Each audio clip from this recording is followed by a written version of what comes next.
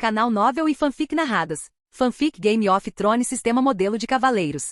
Capítulo 61. Inesperado. No dia seguinte, como planejado, Lygion e Nymeria lideraram 100 homens cada um até a aldeia de povos livres mais próxima, perto de Tumbleton. Para sua surpresa, a aldeia se rendeu mais facilmente do que o esperado. Com pouca resistência, os aldeões juraram lealdade a Nymeria e concordaram em se tornar seus vassalos. Este não foi um evento isolado. Nos 3 dias seguintes, Lygion e Nymeria, juntamente com seu contingente de 200 homens, visitaram 7 aldeias livres espalhadas ao longo da estrada abandonada. Em todas elas, o padrão se repetiu. Os habitantes não resistiram a se juntar ao domínio de Nymeria e prontamente juraram lealdade a ela, abraçando a oportunidade de se tornarem súditos de Tumbleton novamente. Por fim, por meio de comentários esparsos dos aldeões, Lygion e Nymeria compreenderam a mudança drástica na atitude do povo livre. Esses antes ferrenhos oponentes da subjugação haviam sido influenciados por um acontecimento inesperado. A mudança se deveu, em parte, aos bandidos que Lygion havia deliberadamente permitido escapar. À medida que se dispersavam, esses bandidos espalhavam histórias da vitória decisiva de Lygion sobre uma coalizão de 700 a 800 bandidos,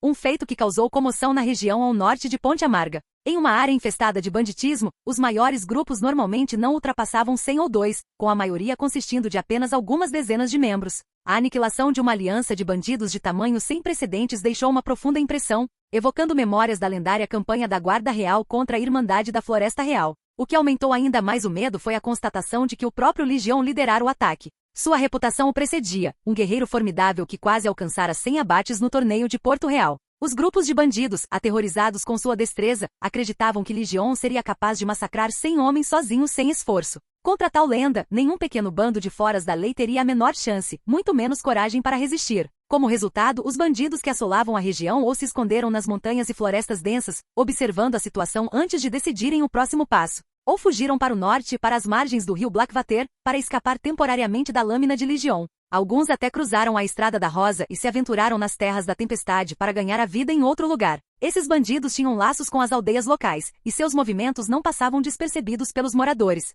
O medo e a incerteza afetavam a população, que percebia que os nobres senhores, desta vez, pareciam determinados a resolver o problema dos bandidos de uma vez por todas. Sob essa atmosfera de medo e pânico, quando Lygion e Nymeria chegaram com homens e cavalos fortemente armados, os aldeões não ousaram resistir. Eles atenderam prontamente a quaisquer exigências de Nymeria, sem conseguir se perguntar se conseguiriam atendê-las. Sua prioridade era sobreviver à crise imediata. Talvez, na visão deles, mesmo que não conseguissem atender às exigências, o pior resultado seria fugir para as montanhas e se tornar um povo montanhês. Além do medo instilado pela supressão da coalizão de bandidos por Lygion, a piora das condições de vida dos aldeões foi outro motivo crucial para sua disposição em aceitar o governo de Nymeria. Embora as aldeias cultivassem diversas culturas, sua condição de povo livre as deixava desprotegidas pelos senhores. Sob as leis dos 7 reinos, qualquer um podia tomar seus bens sem consequências. Essa ameaça constante os dissuadia de cultivar plenamente seus campos, e a pouca comida que produziam mal atendia às suas próprias necessidades. A principal fonte de renda dessas aldeias era ajudar gangues de bandidos a vender bens roubados.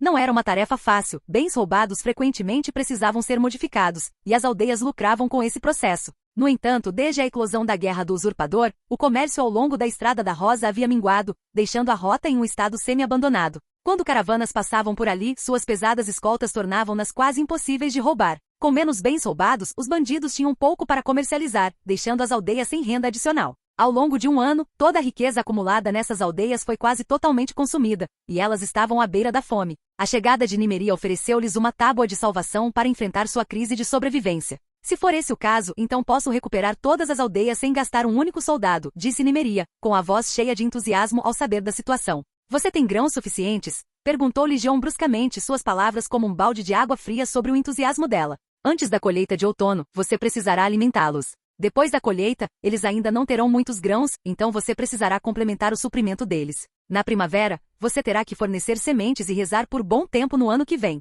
Caso contrário, precisará continuar a alimentá-los com grãos. Nymeria congelou ao ouvir essas palavras, sem palavras por um longo tempo. Lygion continuou. Claro, você pode optar por ignorá-los e deixá-los se virarem sozinhos. Mas, nesse caso, sua má reputação se espalhará e recuperar outras aldeias se tornará quase impossível. A expressão de Nymeria tornou-se sombria à medida que a gravidade da situação se aprofundava. Ela estava grata por Lygion tê-la impedido a tempo. As consequências de se precipitar teriam sido desastrosas. Agora, até mesmo cuidar das poucas aldeias que já haviam jurado lealdade a ela parecia uma tarefa assustadora. Lygion notou a expressão sombria de Nymeria e disse, tranquilizando-a, não precisa se preocupar muito. Podemos resolver os problemas de subsistência deles por meio do trabalho por comida, enquanto resolvemos o problema do conserto das estradas no processo. Trabalho por comida? Perguntou Nimeria intrigada. Claramente, esse conceito era desconhecido no mundo deles. Legion explicou. Podemos pagar essas aldeias com alimentos para consertar as estradas. Assim que as estradas forem restauradas, os cais reconstruídos, os barcos estiverem prontos e as rotas comerciais voltarem a operar, caravanas passarão por esta região.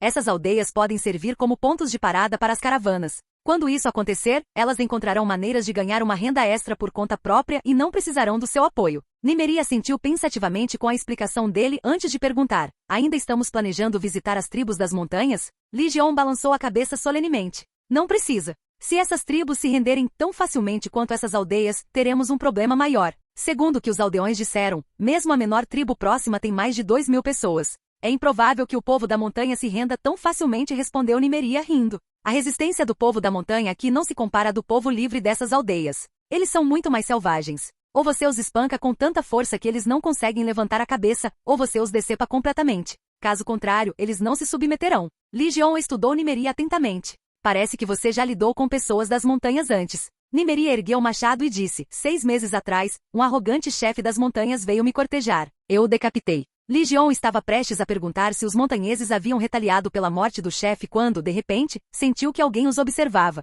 Virou a cabeça bruscamente, examinando o topo da colina onde sentia os olhares curiosos. Percebendo a reação de Legion, Nimeria olhou na mesma direção. Embora não visse nada, entendeu imediatamente o motivo de sua vigilância. Erguendo seu machado gigante, ela gritou, alerta. Ao seu comando, os 100 soldados de espada e escudo de Tumbleton moveram-se rapidamente, cercando Legion e Nimeria para protegê-los. Enquanto isso, a unidade da guarda subiu a colina em resposta ao sinal de Legion, sacando seus arcos curtos e se preparando para atacar, se necessário. Momentos depois, a unidade da guarda retornou, escoltando 2 indivíduos descendo do topo da colina. Mesmo à distância, era evidente que aqueles 2 não eram nem homens livres nem montanheses, nem se assemelhavam a bárbaros. Ao serem levados diante de Legion e Nimeria, os 2 indivíduos se ajoelharam apressadamente antes de falarem em uníssono. Enviado, enviado. Somos enviados. Ao ouvir isso, Legion e Nimeria trocaram olhares antes que Nimeria perguntasse em tom severo. De quem vocês são enviados? Enviados do nosso chefe, respondeu rapidamente um dos homens. Quem é seu chefe? Nimeria insistiu. Nosso chefe é nosso chefe, respondeu o homem simplesmente, revelando uma compreensão limitada de nuances. Nimeria, cada vez mais impaciente, estava prestes a perguntar novamente quando Legion a interrompeu e questionou pessoalmente os homens. O que o seu chefe quer? Para negociar. Nosso chefe quer negociar com o caçador de ursos Legion, disse um dos homens. Então, olhando de Legion para Nimeria, seu olhar se fixou na mais alta e imponente Nimeria. Nosso chefe quer negociar com você, caçador de ursos Legion. Nimeria estreitou os olhos diante da identificação equivocada, sua irritação aumentando. Por um breve momento, sentiu vontade de partir o homem em 2 com seu machado. Em vez disso, ergueu uma sobrancelha e, com os dentes cerrados, perguntou a Legion. Isso é engraçado para você, caçador de ursos Legion? Legion, sorrindo levemente, não respondeu ao constrangimento de Nimeria. Em vez disso, voltou sua atenção para os enviados. Como seu chefe quer negociar conosco? Os 2 enviados trocaram olhares antes de responder. Daqui a 4 noites, no vale nos arredores de Tumbleton. Vale? Legion e Nimeria trocaram um olhar, ambos aparentemente chegando ao mesmo entendimento sobre onde esse vale poderia estar. Os 2 bandidos presumiram que Legion e Nimeria não sabiam onde ficava o vale, então descreveram cuidadosamente sua localização. Como Legion e Nimeria suspeitavam, era o mesmo vale onde os remanescentes dos Targaryen haviam se escondido. Soltem-nos, ordenou Legion. Os guardas soltaram os 2 bandidos, que hesitaram brevemente antes de se curvarem e abrirem caminho pela multidão. Fugiram rapidamente, desaparecendo no bosque mais próximo. Você realmente acredita que eles eram enviados? Nimeria perguntou com ceticismo. Legion respondeu casualmente, não é como se tivéssemos perdido alguma coisa. Eles eram só 2 bandidos. Eu vou com você naquele dia, Nimeria declarou firmemente. Legion olhou para ela e assentiu sem objeção. Embora as 8 aldeias tenham sido recuperadas com sucesso, o trabalho estava longe de terminar. Nimeria ainda precisava enviar suprimentos de comida para as aldeias e delegar tarefas para a contratação de aldeões para consertar as estradas, além de outras responsabilidades. Legion, no entanto, não planejava cuidar desses assuntos pessoalmente. 2 dias depois, ao retornar ao acampamento, delegou as responsabilidades de Nimeria a Bert, John e Mestre Ives. Sem nenhuma atividade de bandidos relatada, Legion também delegou o treinamento diário do exército a Bryn, Raul e Olhos de Cicatriz. Em seguida, voltou sua atenção para as ruínas do castelo da velha Tumbleton, onde Glória estava passando por sua evolução. 10 dias antes, após consumir uma quantidade enorme de comida quase igual ao seu próprio tamanho, Glória havia caído em sono profundo. Através de sua conexão espiritual, Legion podia sentir que mudanças significativas e imprevisíveis estavam ocorrendo no corpo de Glory. Para evitar chamar atenção desnecessária, ele enviou Glory para as ruínas do castelo no topo da colina. Colocou guardas ao redor da área e esperou a transformação ser concluída. No 10º dia, Glory ainda não havia acordado. Se não fosse pela sua conexão com o local, que lhe assegurava a condição de Glory, Legion poderia ter temido o pior. No entanto, assim que Legion retornou ao acampamento, sentiu que as mudanças no corpo de Glory haviam cessado e que ele estava gradualmente despertando. A transformação causada pela energia das almas ressentidas parecia estar completa. Deixando de lado suas outras tarefas, Legion foi até as ruínas do castelo para esperar o despertar de Glory. Como ele havia previsto, o corpo de Glory havia crescido significativamente durante essa evolução. Deitado no chão, seu tamanho agora alcançava a cintura de Legion. De 4, Glory era tão alta quanto o próprio Legion. Uma criatura tão grande agora podia ser considerada uma fera gigante. Esse tamanho imenso lembrou Legion da loba gigante de Arya Stark, Nymeria, de mais de uma década depois. O lendário Rei Lobo das Terras Fluviais também era colossal. Um corpo grande tinha suas vantagens e desvantagens. Por um lado, podia inspirar medo e mudar o rumo da batalha, por outro, tornava a criatura um alvo mais fácil para armas como flechas. No entanto, Glory parecia bem equipada para lidar com tais vulnerabilidades. Ao examinar seu pelo, Legion descobriu que a pelagem preta e branca de Glory agia como uma armadura macia, capaz de desviar de certos ataques de armas. A pele sob o pelo era ainda mais resistente, provavelmente imune a espadas comuns. Embora as mudanças físicas tivessem se estabilizado, a recuperação de Glory foi lenta. Legion permaneceu ao seu lado por um dia e uma noite inteiros antes que ela recuperasse totalmente as forças. Quando Glory finalmente se levantou, pareceu confusa com seu novo corpo maior. Ao avistar Legion, que agora parecia muito menor em comparação, hesitou antes de acariciá-lo carinhosamente com a cabeça. Mas Glory subestimou a própria força. Apesar de aplicar força mínima, o gesto derrubou Legion. Assustada, Glory o encarou com um rosto cheio de ressentimento, como se o culpasse por não ter ficado por perto. Capítulo 62. Venda, a Corça Branca. Desde o momento em que deixaram o acampamento em ruínas, os olhos de Nymeria não se desviaram de Glory, que permaneceu ao lado de Legion. Ela encarava a criatura atordoada, às vezes esquecendo-se de respirar. Não era apenas Nymeria, até mesmo os subordinados de Legion no acampamento ficaram sem palavras e atordoados ao ver Glory. A fera enorme parecia trazer a vida era mítica das histórias de Ninar de sua avó. Com ombros de quase 2 metros de altura, um corpo de cerca de 4 metros de comprimento e mais de 5 metros incluindo a cauda. O tamanho de Glory fazia com que todos se sentissem como se estivessem sonhando. Embora a aparição de Glory instintivamente inspirasse medo, também elevava a admiração e o respeito que todos sentiam por Legion. Glory era inegavelmente aterrorizante, mas Legion, que havia conseguido domar tal fera, parecia ainda mais poderoso e ainda mais temível. Nymeria ouvira relatos de seus subordinados sobre a transformação de Glory, mas presumira que estivessem exagerando. Ela achava que o suposto crescimento de Glory era uma ilusão criada por sua pelagem espessa e fofa. Certamente raciocinou, a criatura não havia crescido tanto assim. No entanto, no momento em que viu Glory pessoalmente, percebeu que seus subordinados não haviam exagerado. Glory havia se tornado uma fera gigante. Esse tipo de crescimento não é normal, é? Nymeria perguntou, mal conseguindo esconder seu espanto enquanto se virava para Legion. Legion deu de ombros, indiferente. Eu não sei. É a primeira vez que crio uma gata das sombras. Talvez você devesse perguntar a alguém que já tenha criado. Nymeria percebeu a evasiva em seu tom e lançou-lhe um olhar frio. Embora suspeitasse que Legion soubesse mais sobre o rápido crescimento de Glory do que deixava transparecer, optou por não insistir no assunto. Naquele momento, Glory, que caminhava ao lado deles, pareceu notar algo interessante. Sem aviso, saltou para os arbustos à beira da trilha, desaparecendo na densa folhagem em um instante. Nymeria notou os movimentos de Glory, mas a princípio não deu importância a eles. No entanto, momentos depois, percebeu que algo estava errado. Os arbustos ao redor estavam cheios de arbustos e pequenas árvores de até 1 ou 2 metros de altura. Um ambiente onde até mesmo uma criança com mais de 1 metro de altura teria dificuldade para se mover sem ser notada. No entanto, Glory, com seu tamanho enorme, atravessou a vegetação densa sem perturbar um único galho.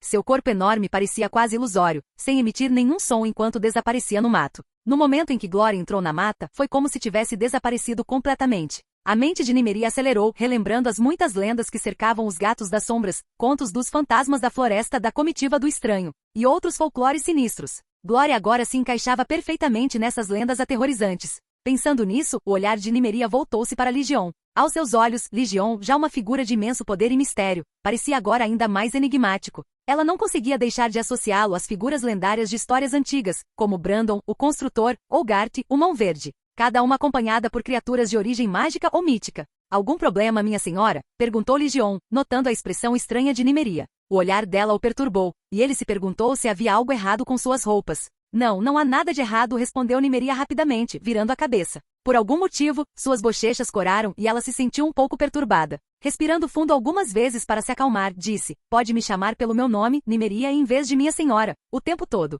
Ok, Nimeria, Ligion assentiu sem hesitar. Então, posso te chamar de Ligion também? Nimeria perguntou timidamente. Ligion sorriu. Claro, somos amigos. É normal nos chamarmos pelo primeiro nome. Enquanto caminhavam pela floresta conversando casualmente, o clima entre eles parecia mais com um passeio tranquilo do que com um encontro com o líder de um bando de bandidos. Em pouco tempo chegaram ao pequeno vale. Na entrada, um homem que estava ali levantou a mão para sinalizar que parassem. Ele então entrou para informar a chegada deles. Após uma breve espera, o homem retornou e gesticulou para que prosseguissem. Esse comportamento não agradou Nimeria. Ela franziu a testa, examinando os arredores. Algo naquelas pessoas lhe pareceu estranho. Embora parecessem bandidos comuns à primeira vista, seu comportamento era diferente. Exalavam um ar de disciplina, mais próximo de guerreiros experientes do que de ladrões comuns. Tem alguma coisa errada. Tome cuidado, sussurrou Nimeria para Ligion. Ligion assentiu, já em alerta máximo. Ele havia notado ainda mais detalhes do que Nimeria. Inicialmente suspeitou que essas pessoas pudessem estar ligadas a Lord Tivin, mas rapidamente descartou a ideia. Ao examiná-las mais de perto, viu um emblema sem polimento na armadura de couro de alguns indivíduos. Ligion reconheceu a marca, pertencia a um grupo que ele acreditava ter sido completamente exterminado há muito tempo. Ao entrarem no vale, Ligion e Nimeria encontraram um acampamento improvisado montado por um grupo de mais de 100 pessoas, usando os restos deixados pelos ocupantes anteriores. Apesar da proximidade de Tumbleton e das centenas de soldados ali estacionados, essas pessoas não demonstravam sinais de medo. Em vez disso, perambulavam com uma confiança relaxada. Quando Ligion e Nimeria chegaram, a atenção do grupo se desviou. Pararam o que estavam fazendo e encararam os recém-chegados, com olhares ousados e descontrolados. Ao verem a figura imponente de Nimeria, alguns soltaram gritos estranhos, como se zombassem ou se maravilhassem com sua presença. Nimeria puxou as rédeas do cavalo, parando, saltou do cavalo e recuperou seu enorme machado de 2 gumes do lugar no dorso do animal. Virou-se para a multidão e berrou, calem a boca todos vocês, vermes bastardos nascidos do esgoto. Se tiverem coragem, avancem e lutem comigo 1 a 1. Ou será que cortaram o traseiro de todos vocês, e agora só se escondem na multidão como um bando de bobos da corte quando surgem problemas? Ligion não fez menção de intervir, sua postura era calma. Suas mãos repousavam levemente sobre o punho de sua espada larga enquanto observava a multidão. Enquanto isso, Glory, que acabará de capturar um alce, recebeu o comando mental de Ligion e rapidamente se moveu para o topo de uma montanha próxima dentro do vale. De seu ponto de observação, a enorme fera observava silenciosamente a cena abaixo. O ataque de Nimeria silenciou o vale. Embora a multidão estivesse claramente descontente com seus insultos, ninguém se apresentou para aceitar seu desafio. Era evidente para todos que Nimeria não era uma oponente comum. O som pesado que seus pés blindados fizeram ao pousar no chão era inconfundível. Eles podiam ver que sua armadura e armas eram feitas de aço e apesar do peso de seu equipamento, ela se movia sem esforço. O machado de 2 gumes que ela empunhava, que provavelmente nenhum deles conseguiria levantar, balançava facilmente em suas mãos como um brinquedo. Não era preciso uma mente afiada para reconhecer o vasto abismo de força entre eles e Nimeria. A demonia. Esse foi o pensamento que veio à mente de todos simultaneamente. O arrependimento tomou conta do grupo por terem provocado Nimeria antes. Agora, eles se encontravam em uma situação desconfortável. Ok, vocês são um bando de emasculados. Não agora, mas anos atrás, vocês já eram emasculados completa e completamente. Uma voz feminina emergiu da multidão, silenciando a todos instantaneamente. Suas palavras atingiram um nervo, e as expressões deles se tornaram sombrias. No entanto, ninguém se opôs. Em vez disso, eles se viraram silenciosamente e retomaram a montagem de seu acampamento temporário. Do meio da multidão, uma mulher com armadura de couro com uma espada na cintura deu um passo à frente. Ela era incrivelmente madura e bela, destacando-se da rude companhia ao seu redor. Sua aparência e comportamento a faziam parecer mais a amante de um nobre do que alguém naquele ambiente hostil. No entanto, estava claro que ela era líder. Depois de repreender o grupo, eles obedeceram obedientemente, sem demonstrar nenhum sinal evidente de descontentamento. Ligion, o caçador de ursos, disse à mulher, ignorando a hostilidade de Nimeria enquanto se aproximava de Ligion e o observava atentamente. Embora seja a primeira vez que te vejo, já faz meses que ouço falar da sua reputação. Aquela música sobre o caçador de ursos é muito boa. Eu gosto. Ligion desmontou do cavalo e lhe deu um leve aceno de cabeça. É uma honra receber a aprovação de Venda, a Corça Branca. Venda, a Corça Branca. Nimeria arregalou os olhos ao reconhecê-la. Ela rapidamente juntou as peças e disse, surpresa, você é Venda, a Corça Branca da Irmandade da Floresta Real. Pensei que estivesse morta. Eu quase morri, mas alguém me salvou antes do fim, respondeu Venda com um sorriso. Ela voltou o olhar para Ligion. Salva por alguém que nós dois conhecemos. Ligion fez uma breve pausa antes de deduzir o que ela queria dizer. Faísca. Venda não negou. Seus olhos então se voltaram para trás de Ligion. Onde está o pequeno que ela te deu? Não vejo isso com você. Em resposta, Legion gesticulou com a mão. Momentos depois, a enorme Glória saltou de um pequeno penhasco, pousando suavemente e caminhando até o lado de Legion com passos firmes e deliberados. O vale inteiro ficou em silêncio. Todos os olhos estavam fixos em Glória, e uma onda de medo percorreu o grupo. Alguns dos mais próximos do gigante gato das sombras caíram no chão, com as pernas tremendo incontrolavelmente. Até Venda, a corça branca, experiente e viajada, prendeu a respiração instintivamente. Seus olhos arregalados revelavam admiração e apreensão enquanto observava a fera imponente. Era como se temesse que até mesmo o som de sua respiração pudesse provocar Glória. Nymeria, que havia ficado irritada com a conversa particular anterior de Venda com Legion, sentiu sua irritação desaparecer ao notar a reação desconfortável de Venda com Glória. Venda se recompôs rapidamente, mas não resistiu a dar alguns passos cautelosos para trás, aumentando a distância entre si e a Gata das Sombras. Ainda de olho em Glória, perguntou a Legion, desconfiada. Ela não te deu uma Gata das Sombras albina? Ela fez, respondeu Legion calmamente. Transmitindo uma ordem silenciosa, ele incitou Glória a mudar a cor do pelo. Diante dos olhos deles, o pelo de Glória mudou de preto puro para um branco radiante. O pelo branco não era opaco nem acinzentado, mas luminoso, quase brilhando fracamente. No escuro, o efeito teria sido ainda mais pronunciado, lançando uma luz etérea e sagrada. A transformação conferiu a Glória, que acabará de inspirar terror em todos os presentes, um ar quase sagrado. Naquele momento, muitos dos bandidos do vale que tinham fé nos 7 deuses viram a aura radiante e sagrada de Glória e imediatamente pensaram em histórias lendárias dos ensinamentos da fé. Sem exceção, associaram Glória às bestas divinas descritas nessas histórias. Tomados de reverência, ajoelharam-se e começaram a orar a Glória. Mesmo aqueles sem fé demonstraram respeito. Diante do tênue brilho branco de Glória, instintivamente abaixaram a cabeça, com medo de olhá-la diretamente. Legion ficou um tanto surpreso com a reação das pessoas ao seu redor. Ele não esperava que a transformação da pelagem de Glória tivesse um efeito tão profundo. Isso o fez considerar como a presença de Glória poderia exercer uma influência ainda maior ao lidar com tribos selvagens no futuro. No entanto, o fato de Glória ter inspirado orações de fiéis da fé dos 7 preocupava Legion. Isso poderia potencialmente atrair a atenção, e talvez a ira, da Igreja dos 7, algo com que ele não estava ansioso para lidar. Enquanto ponderava sobre isso, silenciosamente instruiu Glória a reverter sua pelagem para as listras pretas e brancas de sempre. Enquanto isso, Venda, a corça branca, observava Legion e Glória com uma mistura de inveja e ciúme. Ela presumira que Glória fosse apenas uma Gata das Sombras albina comum. A revelação de sua natureza extraordinária a deixou incrédula. Venda não pôde deixar de sentir uma pontada de ciúmes ao lembrar de seu longo relacionamento com Spark, a filha da floresta. Apesar de sua história, Spark nunca lhe dera nada remotamente comparável. A disparidade a atormentava. Você veio me ver por causa do Spark? Legion perguntou diretamente. Venda não hesitou. Spark me disse que você poderia nos acolher. Legion fez uma pausa, momentaneamente atordoado. Olhou para o grupo no vale e perguntou: todas essas pessoas são sobreviventes da Irmandade da Floresta Real? Nem todos, esclareceu Venda. Só cerca de metade fazia parte da Irmandade Kingswold original. O restante são novos membros que acolhemos ao longo dos anos. Legion refletiu sobre a resposta. Ele não se opunha a acolher os sobreviventes da Irmandade da Floresta do Rei. Mesmo que a notícia se tornasse pública, não lhe causaria grandes danos. A reputação infame da Irmandade da Floresta do Rei estava ligada à dinastia Targaryen, que já não estava no poder. Além disso, até mesmo a Guarda Real respeitava alguns dos líderes da Floresta do Rei, e acolhê-los poderia trazer mais benefícios do que desvantagens. Ainda assim, Legion tinha algumas dúvidas persistentes. Com sua reputação como Venda, a corça branca, e a história da Irmandade da Floresta Real, você poderia facilmente se juntar ao serviço de um lorde importante. Por que vir até mim? Não pode ser só por causa da apresentação de Spark. Por que você acha que não pode ser por causa da introdução de Spark? Venda retrucou. E o que você acha que aconteceria comigo se eu me juntasse a um serviço importante de Lorde? Vire um brinquedo. Nymeria interrompeu antes que Legion pudesse responder. Sua voz era áspera quando acrescentou. Uma figura lendária como você provavelmente acabaria como o brinquedo deles. Legion se virou para Nymeria, notando sua repentina intensidade. Sua agitação era evidente, e Legion rapidamente percebeu que a ideia de se tornar o brinquedo de um nobre a atingira profundamente. Dada a origem de Nymeria, sua reação não foi surpreendente. Após um momento de reflexão, Legion disse: posso acolhê-lo e incorporar seu pessoal às minhas fileiras, mas por enquanto preciso manter discrição. Precisarei da sua ajuda com algumas tarefas realizadas em segredo. Que tarefas? Venda perguntou cautelosamente. Legion deu um leve sorriso. Não se preocupe, é algo com que você está muito familiarizado.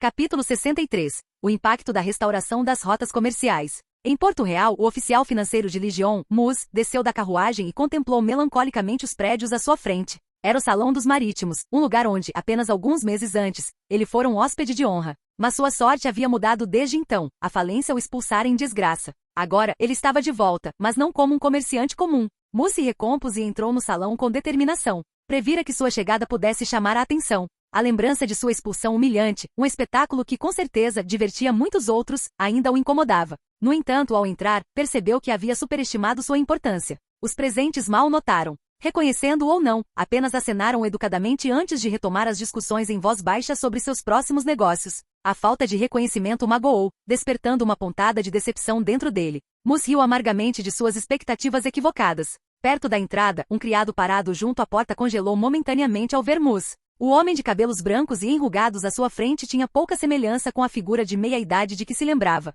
Se não fosse pela certeza de que o pai de Mus já havia falecido há muito tempo, ele poderia ter confundido aquele ancião com ele. Mestre Mus, Lord Lige está esperando por você. Por favor, siga-me, disse o servo, recompondo-se rapidamente e aproximando-se de Mus. Com isso, o servo conduziu Mus a uma pequena casa nos fundos do clube. Batendo levemente, anunciou: meu senhor, o mestre Mus está aqui. Deixe-o entrar, respondeu uma voz masculina lá de dentro. Mus abriu a porta e entrou. Um homem de meia-idade, com o rosto marcado por anos no mar, estava sentado ao lado de uma estante. Sua vestimenta era simples e ele estava absorto em um livro, que deixou de lado quando Mus entrou. Peço desculpas, mestre Mus, disse o homem friamente, minhas pernas não são mais o que eram, então não posso me levantar para cumprimentá-lo. Mus se aproximou e curvou-se profundamente. Lord Lige, o senhor é muito gentil.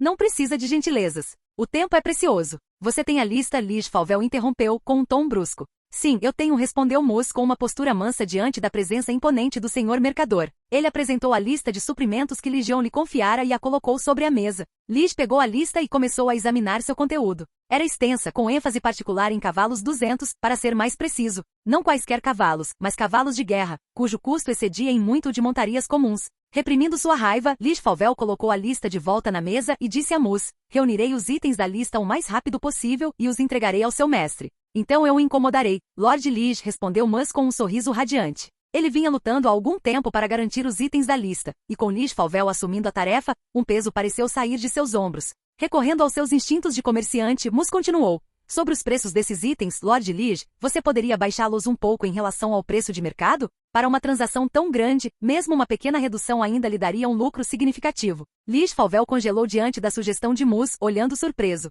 Baixá-los como? Perguntou ele, incrédulo. Os preços que pagamos por essas mercadorias, é claro, respondeu Mus, perplexo com a pergunta. Presumindo que seu pedido fosse direto, ele apresentou uma lista de preços que havia compilado e começou a explicar pacientemente. Embora os preços dos grãos tenham subido acentuadamente recentemente devido às inundações causadas pelas fortes chuvas no sul e ao acúmulo intencional de estoques por grandes mercadores aqui em Porto Real, assim que as terras fluviais e a campina retomarem os embarques, os preços inevitavelmente... Espere. Lige interrompeu, sua expressão mudando para uma de descrença. Falando em voz baixa, ele perguntou: esta lista não é a lista de resgate preparada pelo seu mestre? Lista de resgate? Repetiu Mus, confuso. Resgate de quem? Meu segundo filho, Bert, respondeu Lige Falvel. Lord Bert? A perplexidade de Mus aumentou. Lord Bert é atualmente o oficial de confiança de Sor Ligion. Ele é profundamente estimado por Sor Ligion. Ele? Mus parou de falar, sua expressão se transformando em uma estranha mistura de divertimento e consternação. O que exatamente a carta de Lord Bert dizia para você pensar que ele é um prisioneiro que precisa de resgate? Lige, assustado, rapidamente tirou a carta do bolso e a releu. Não demorou muito para que ele percebesse o mal-entendido. A carta não mencionava nada sobre uma corrida, som ou prisão. Em vez disso, Bert simplesmente declarou que estava trabalhando com Ligion e aconselhou seu pai a contatar Mus em Porto Real para coordenação posterior. Refletindo sobre isso, Lige lembrou-se de que Bert havia sido inesperadamente convocado para se juntar ao exército de Lord Tivin. Na época, Lige estava no mar e impossibilitada de intervir. Ao receber a carta de Bert mais tarde, sabendo da reputação de Ligion como caçador de ursos e de seus laços com a casa Tyrell, Lige erroneamente presumiu que seu filho era um cativo e que um resgate estava sendo exigido. Ainda cética, Lige perguntou: Mestre Mus, você pode me contar mais sobre a situação atual de Bert? Receio que não possa, Lord Lige, respondeu Mus. Tenho estado ocupado reunindo suprimentos para Sor Ligion aqui em Porto Real e não sei muito sobre os negócios de Lord Bert. No entanto, a julgar pelas inúmeras cartas de Tumbleton assinadas por Lord Bert, parece que ele está supervisionando a reconstrução das docas de lá. Reconstrução das docas em Tumbleton, repetiu Lige, pressentindo potenciais oportunidades de negócios. Pode explicar melhor? Certamente Mus assentiu. Ele explicou que Ligion, em colaboração com a senhora de Tumbleton, havia restaurado a estrada que ligava a Estrada da Rosa a Tumbleton, limpado a área ao redor de bandidos para garantir uma passagem segura e reconstruído o porto fluvial para reabrir a rota comercial do Rio Mander. O interesse de Lige foi despertado. Você está dizendo que o transporte fluvial no Rio Mander foi totalmente restaurado, de montante a jusante? Mus confirmou com um aceno de cabeça. Sim, embora a notícia ainda não tenha se espalhado amplamente. Os mercadores de Porto Real devem saber disso dentro de alguns dias. Um sorriso surgiu em seu rosto quando ele acrescentou: quando souberem, certamente causarão um reboliço considerável. A previsão de Mussi mostrou precisa. A restauração da infraestrutura de Tumbleton e a reabertura da rota comercial do Rio Mander causaram alvoroço entre os mercadores de Porto Real. A oportunidade era lucrativa demais para ser ignorada. As caravanas que viajavam pela Estrada da Rosa ainda não haviam sido retomadas, forçando os comerciantes a recorrer à Estrada do Oceano, que se estendia de Rocher do Casterle a Jardim de Cima. Esse desvio não só aumentava o tempo de viagem, como também sujeitava os comerciantes a impostos comerciais exorbitantes nas terras ocidentais, reduzindo drasticamente seus lucros. Com a rota direta para Tumbleton e a rota comercial do Rio Mander restauradas, os comerciantes podiam economizar tempo e dinheiro, desfrutando de uma viagem mais segura. A área ao redor de Tumbleton era há muito tempo considerada pelos comerciantes como um refúgio para banditismo. Quando se espalhou a notícia de que a estrada abandonada havia sido consertada, os bandidos foram reprimidos e a segurança garantida. Muitos comerciantes ficaram céticos e incertos quanto à veracidade dessas alegações.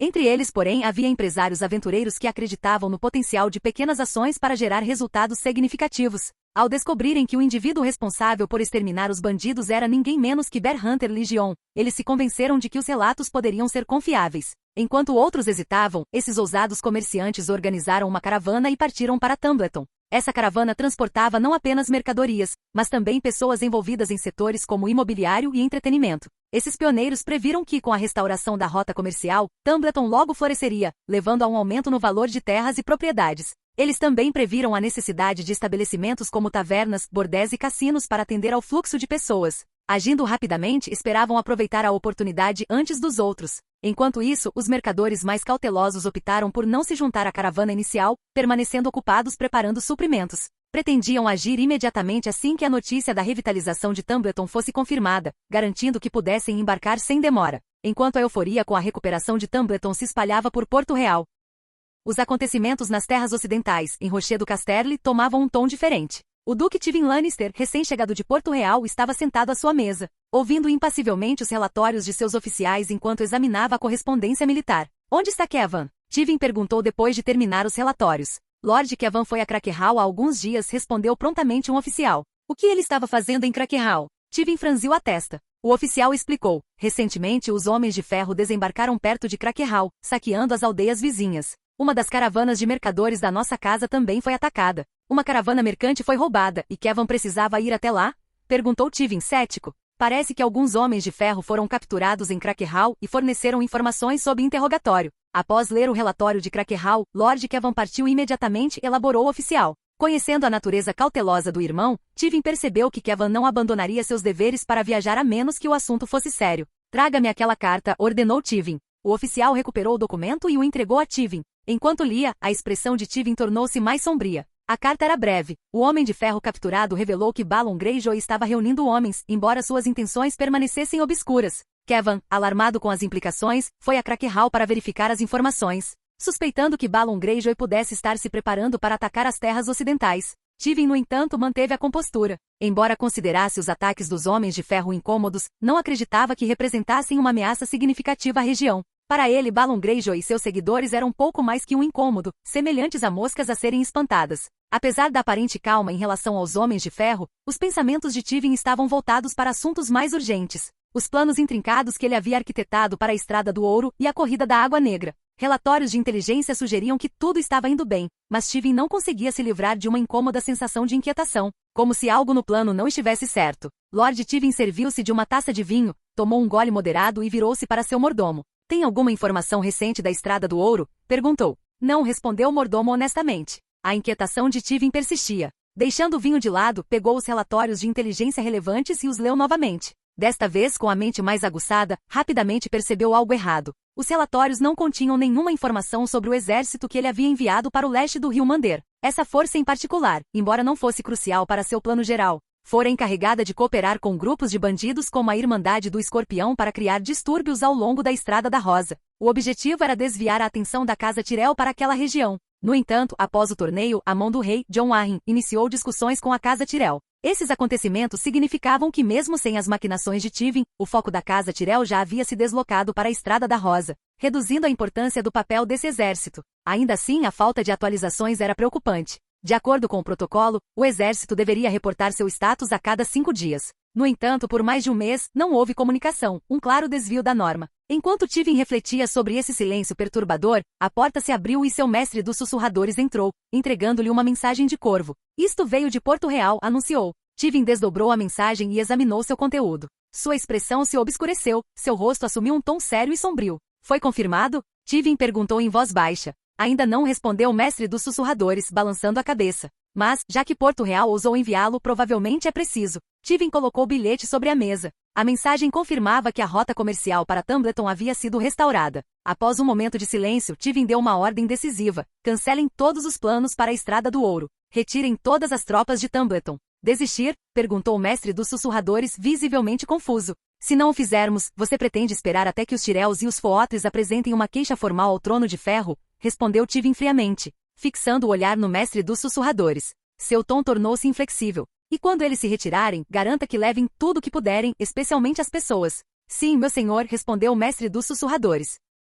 Capítulo 64. Mudanças ao longo dos meses. Tumbleton passou por uma transformação drástica em apenas alguns meses. As florestas ao redor foram completamente desmatadas, as casas de palha dos moradores foram demolidas e o terreno ao redor da vila foi nivelado. As árvores derrubadas foram reaproveitadas para a construção de cabanas de madeira, e o traçado da cidade foi inteiramente reestruturado com uma rede de estradas entrecruzadas que a dividiam em áreas distintas. Embora ainda estivesse em fase de desenvolvimento, estava claro no plano rodoviário organizado que Tumbleton, uma vez concluída, rivalizaria com uma cidade como New Barrel em estrutura e funcionalidade. O povo de Tumbleton, vassalos leais da casa Footre por gerações, não mostrou resistência aos planos de reconstrução iniciados por Nymeria. Ela deu poucas explicações para as mudanças, mas os moradores da cidade acolheram os empreendimentos, pois receberiam novas casas e terras agrícolas. Além disso, a comissão diária de 10 centavos pela participação na reconstrução da cidade oferecia uma renda extra muito necessária para os agricultores. Enquanto a cidade ainda estava sendo construída, as antigas docas nas ruínas de Old Tumbleton foram totalmente restauradas.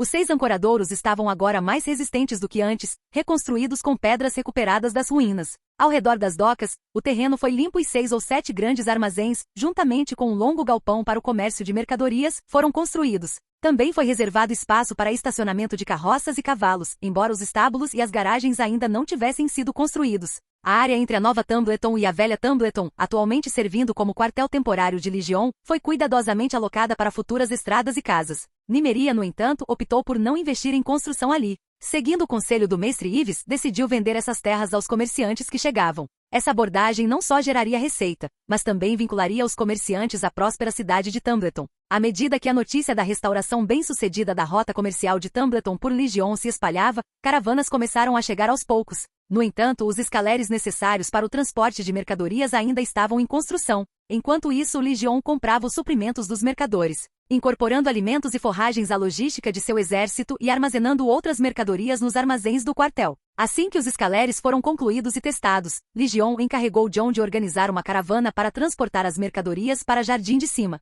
10 dias depois, John retornou a Tumbleton com 4 escaleres carregados com especialidades de Jardim de Cima. Embora a viagem rio acima transportasse menos carga do que a viagem rio abaixo, os lucros foram substanciais. A venda dessas mercadorias prometia riqueza considerável para Legion. Para celebrar o sucesso, Legion ofereceu um banquete elaborado. Soldados, moradores e caravanas foram convidados. O evento serviu não apenas para celebrar a conquista, mas também para divulgar as oportunidades lucrativas da rota comercial de Tumbleton. Os comerciantes foram atraídos pela perspectiva de altos lucros, e muitos começaram a chegar em maior número. Nymeria intensificou a construção de escaleres e dobrou o tamanho do cais para atender a crescente demanda. Reconhecendo o potencial, alguns comerciantes optaram por alugar ou comprar escaleres em vez de vender suas mercadorias diretamente para Legion. Outros, sem conseguir barcos, armazenaram suas mercadorias em armazéns, aguardando a conclusão das novas embarcações. Ao retornar de Jardim de Cima, John relatou os desafios enfrentados durante a viagem. Como Legion havia previsto, o navio encontrou um obstáculo em Ponte Amarga, onde Lord Caswell bloqueou sua passagem.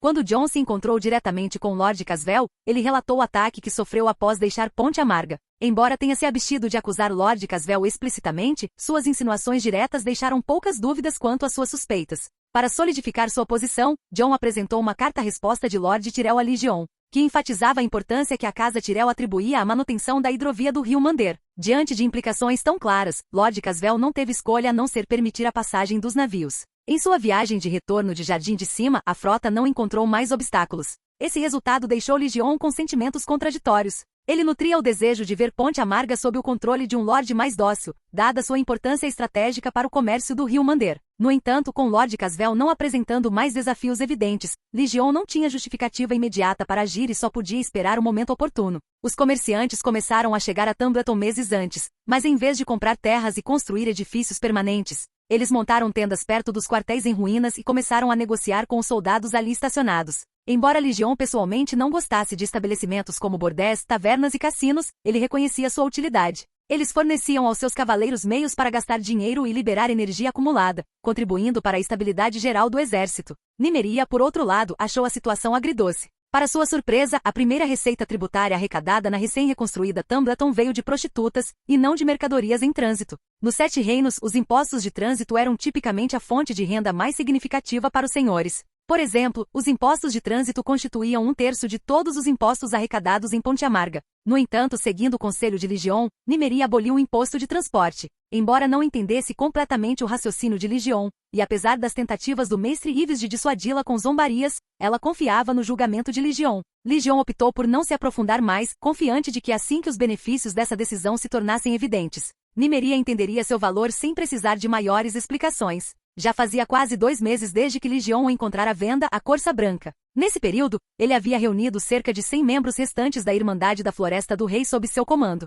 formando uma unidade secreta semelhante aos patrulheiros da Patrulha da Noite. Em tempos de paz, operavam como bandidos nas proximidades de Tumbleton, reivindicando a rota entre Tumbleton e a Estrada da Rosa como seu território. Expulsavam grupos de bandidos rivais para garantir a segurança das caravanas que viajavam pela estrada. Publicamente, a narrativa era que a senhora de Tumbleton pagava a eles uma taxa de proteção para manter a rota comercial segura e operacional. Embora Legion parecesse estar totalmente ocupado treinando nas ruínas do quartel e supervisionando a reconstrução de Tumbleton, ele estava longe de estar ocioso. Todas as noites ele utilizava sua visão compartilhada com Glory para inspecionar as áreas ao redor, adquirindo uma compreensão mais profunda da região. Legion também experimentou o alcance do elo espiritual deles. Ele ordenou que Glory nadasse através do Rio Negro e adentrasse as terras fluviais, aventurando-se até os arredores de Arrinhal, perto do Olho de Deus. Mesmo a uma distância tão grande, a conexão entre eles permaneceu intacta, como se Glory ainda estivesse ao seu lado. Através dos olhos de Glory, Legion observou Arrinhal envolto em uma energia espiritual densa e raivosa que envolvia o castelo em ruínas. Apesar da intensidade dessa energia, ela não continha espíritos de dragão, o que deixou Glory desinteressada em consumi-la. De fato, a presença dessa energia parecia repelir o espírito de Glory, como se sua própria natureza fosse ofensiva, estragando completamente seu apetite. Após chegar a Arrinhal, Legion decidiu não enviar Glória mais para o norte. Em vez disso, direcionou-a para o sul, e cerca de uma semana antes, Glória chegou a Kingswood, onde encontrou Spark, a filha da floresta. A busca de Glory por Spark foi tranquila. Assim que entrou em Kingswood, a casa na árvore de Spark se ergueu do chão, revelando sua presença. Quando Spark viu Glory pela primeira vez, ficou visivelmente surpresa com seu tamanho enorme e aparência única. O que a surpreendeu ainda mais foi a capacidade de ver Legion possuindo Glory. Através dessa conexão, ela conseguiu se comunicar diretamente com Legion, que permaneceu em Tumbleton. Intrigada, ela perguntou sobre a natureza de Glory, particularmente como ela havia se tornado tão extraordinária. Legion foi direto, explicando que Glory podia consumir espíritos vingativos, o que desencadeava períodos de rápido crescimento. No entanto, ele escondeu o fato de que Glory também podia devorar espíritos de dragões. Apesar de seus estudos, Spark não conseguiu determinar a extensão total das habilidades de Glory. Ela confirmou, no entanto, que o crescimento de Glory não havia cessado, o que significa que ela continuaria a se expandir em tamanho e poder à medida que absorvesse mais energia espiritual vingativa. Durante o dia, quando Legion não estava controlando Glory, ele a instruía a permanecer escondida na floresta. No entanto, Glory ocasionalmente se deixava ver por fazendeiros e caçadores, assustando-os intencionalmente. Parecia gostar das reações de terror que provocava. Esses encontros levaram a rumores de um monstro negro rondando as áreas que fazem fronteira com as terras fluviais, a Campina, as terras ocidentais e as terras da Coroa. Quando os rumores chegaram a Tumbleton, aqueles que já tinham visto Glory reconheceram as descrições e rapidamente identificaram o monstro negro como o animal de estimação de Legion. Alguns compartilharam essa informação enquanto bebiam, mas, embora seus relatos fossem consistentes e apoiados por juramentos, os de fora acharam as histórias difíceis de acreditar. Embora Legion evitasse visitar as aldeias nas montanhas e as tribos selvagens perto de Tumbleton, ele frequentemente enviava Glory para fazer aparições nessas áreas. Os avistamentos deixavam uma impressão psicológica nos habitantes, uma tática que Legion planejava usar a seu favor ao iniciar contato com eles. Legion pretendia originalmente avançar rio acima, Rio Mander, até Buttock e subjugar as tribos selvagens de lá. No entanto, o aparecimento inesperado de Venda, a Corça Branca, juntamente com a chegada dos membros restantes da Irmandade da Floresta do Rei, mudou seus planos. Com a inclusão deles, Legion não precisava mais expandir seu efetivo conquistando tribos selvagens. Além disso, a Irmandade da Floresta do Rei provou ser muito mais eficaz no combate a gangues de bandidos do que os selvagens jamais poderiam ser. Entregue estes 2 documentos para Scar e BRYN. O carregamento que eles estão encarregados precisa partir hoje, disse Legion, assinando e selando os documentos de embarque. Ele os entregou a John, que acabará de entrar na sala, e perguntou: o carregamento de suprimentos para Venda, a Corça Branca, já foi entregue? John pegou os documentos e respondeu: já foi entregue, mas disseram que havia muito peixe defumado. Podemos trocá-lo por outra comida na próxima vez? Então troque para carne curada, do tipo que eu te ensinei a fazer, Legion instruiu. Isso não é basicamente a mesma coisa que peixe defumado? John murmurou baixinho. Legion percebeu o comentário e perguntou: há mais alguma coisa? John hesitou antes de responder, olhando para o outro lado da sala onde Nymeria trabalhava. Durante a reconstrução de Tumbleton, Nymeria demolira a torre de seu lorde e começara a restaurar o antigo castelo no topo da colina.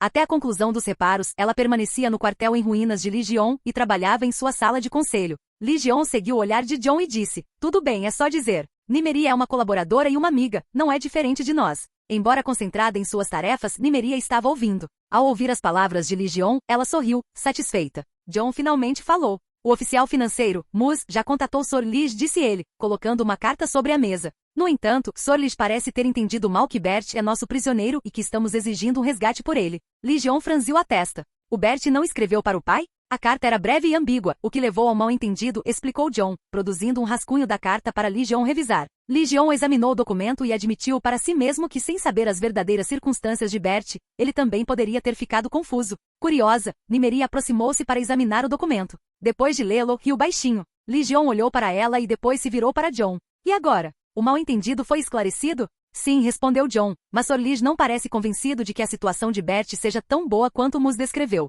Ele quer vir aqui e ver com seus próprios olhos antes de decidir se quer se tornar nosso fornecedor logístico. Isso é razoável, assentiu Legion. Quando Sorlige chega? Ele já está aqui, respondeu John, acrescentando com um toque de malícia, junto com a carta de Mus. Legion congelou, depois soltou uma risada de leve exasperação. Por que você não mencionou algo tão importante logo de cara? John deu de ombros inocentemente. Você me disse para esperar um pouco antes de dizer qualquer coisa. Legion abriu a boca para repreendê-lo, mas se conteve. Levantando-se da cadeira, virou-se para Nymeria. Como dono de Tumbleton, seria um pouco inapropriado você se ausentar. Eu também gostaria de conhecer pessoalmente esse grande comerciante, disse Nymeria com um aceno de cabeça. Juntos, eles saíram da sala e seguiram para o cais.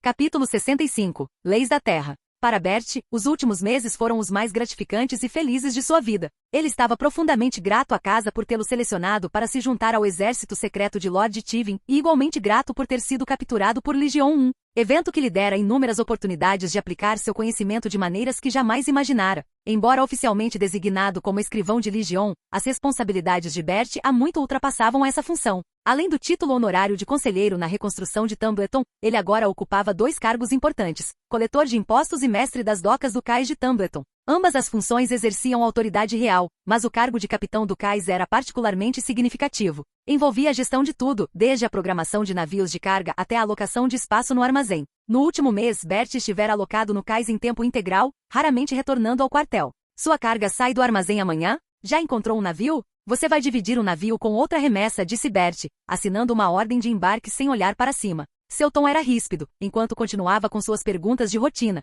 O Mander não é o rio com a corrente mais rápida, mas tome cuidado. Se o seu barco virar ao norte de Ponte Amarga, não entre em pânico, apenas marque o local. Enviaremos alguém pelo rio para recuperar suas mercadorias. Próximo. O mercador se adiantou, colocando uma pequena bolsa de couro na mesa de Bert. As bordas de veados prateados brilhavam através das dobras. Tenho uma remessa urgente para Jardim de Cima. Você poderia me arranjar um navio com antecedência? Ofereço-lhe um extra. Bert não se deu ao trabalho de olhar para a bolsa. Em vez disso, pegou-a e jogou-a em uma caixa de madeira ao seu lado. Sua voz era monótona quando declarou: suborno de um funcionário, confisco do dinheiro do suborno, um dia na cela de castigo e uma multa de 10 veados de prata. Guardas. Ao chamado de Bert, 2 guardas posicionados atrás dele se adiantaram, preparando-se para escoltar o comerciante até a cela de punição no quartel em ruínas. Mas o comerciante não estava pronto para se render. Seus próprios acompanhantes avançaram, criando um impasse tenso. Aconselho-o a não resistir, disse Bert calmamente, finalmente erguendo os olhos da papelada para encarar o comerciante.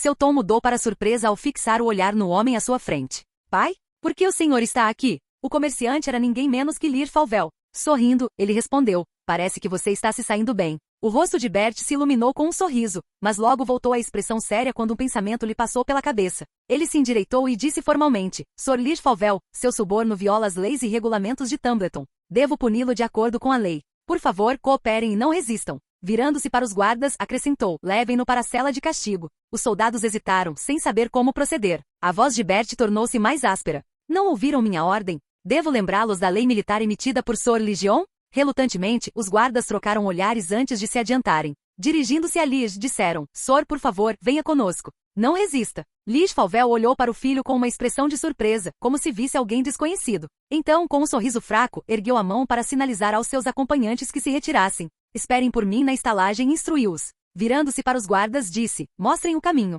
Com uma atitude serena, Lige seguiu os soldados em direção ao quartel em ruínas. Nesse momento, os mercadores no cais, ocupados com suas diversas tarefas, silenciaram. Seus olhares se voltaram para Bert, agora tomados por uma sensação de admiração. Enquanto isso, Legion, Nymeria e Jon saíam do quartel em direção às docas. Ao se aproximarem, Lear Falwell, escoltada por guardas, passou por eles. Seus caminhos se cruzaram brevemente e Legion e Nymeria lançaram um olhar superficial para Lige antes de desviar o olhar. Tendo ajudado Nymeria a redigir os regulamentos territoriais de Tumbleton, Legion não era estranho a tais incidentes. Não era a primeira vez que alguém era multado ou confinado por infringir as leis. Eles não se preocupavam em ofender os nobres. A maioria dos mercadores de Tumbleton eram plebeus ou agentes que compravam mercadorias em nome dos nobres. E seu status inferior lhes deixava pouco espaço para resistir às leis do território. Mais importante ainda, os regulamentos que Legion havia estabelecido para Nymeria estavam muito distantes das leis caóticas e arbitrárias típicas da nobreza. As leis de Tumbleton eram simples e se resumiam a 3 infrações: suborno, briga e roubo, essencialmente uma versão local das 3 leis.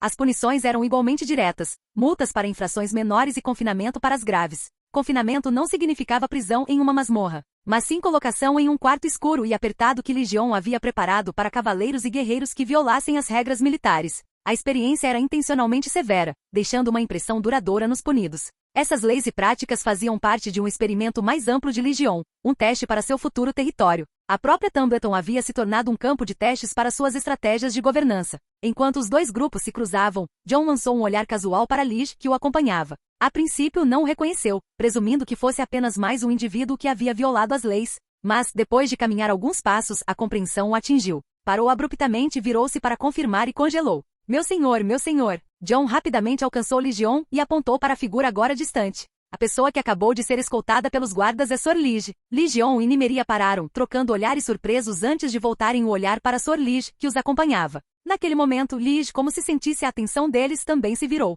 Acenou-lhes brevemente. Jon, vá dizer aos guardas para soltá-lo. Nymeria instruiu rapidamente. Espere, Legion interrompeu, interrompendo Jon. O Bert está no cais agora? Sim, respondeu Jon após pensar um pouco. Ele esteve lá o tempo todo. Legion refletiu por um momento antes de responder. Então deixe para lá. Visitaremos Sr. Lige depois que ele terminar o castigo. Nymeria ergueu uma sobrancelha. Isso não vai ofender Sr. Lige? Legion deu de ombros, indiferente.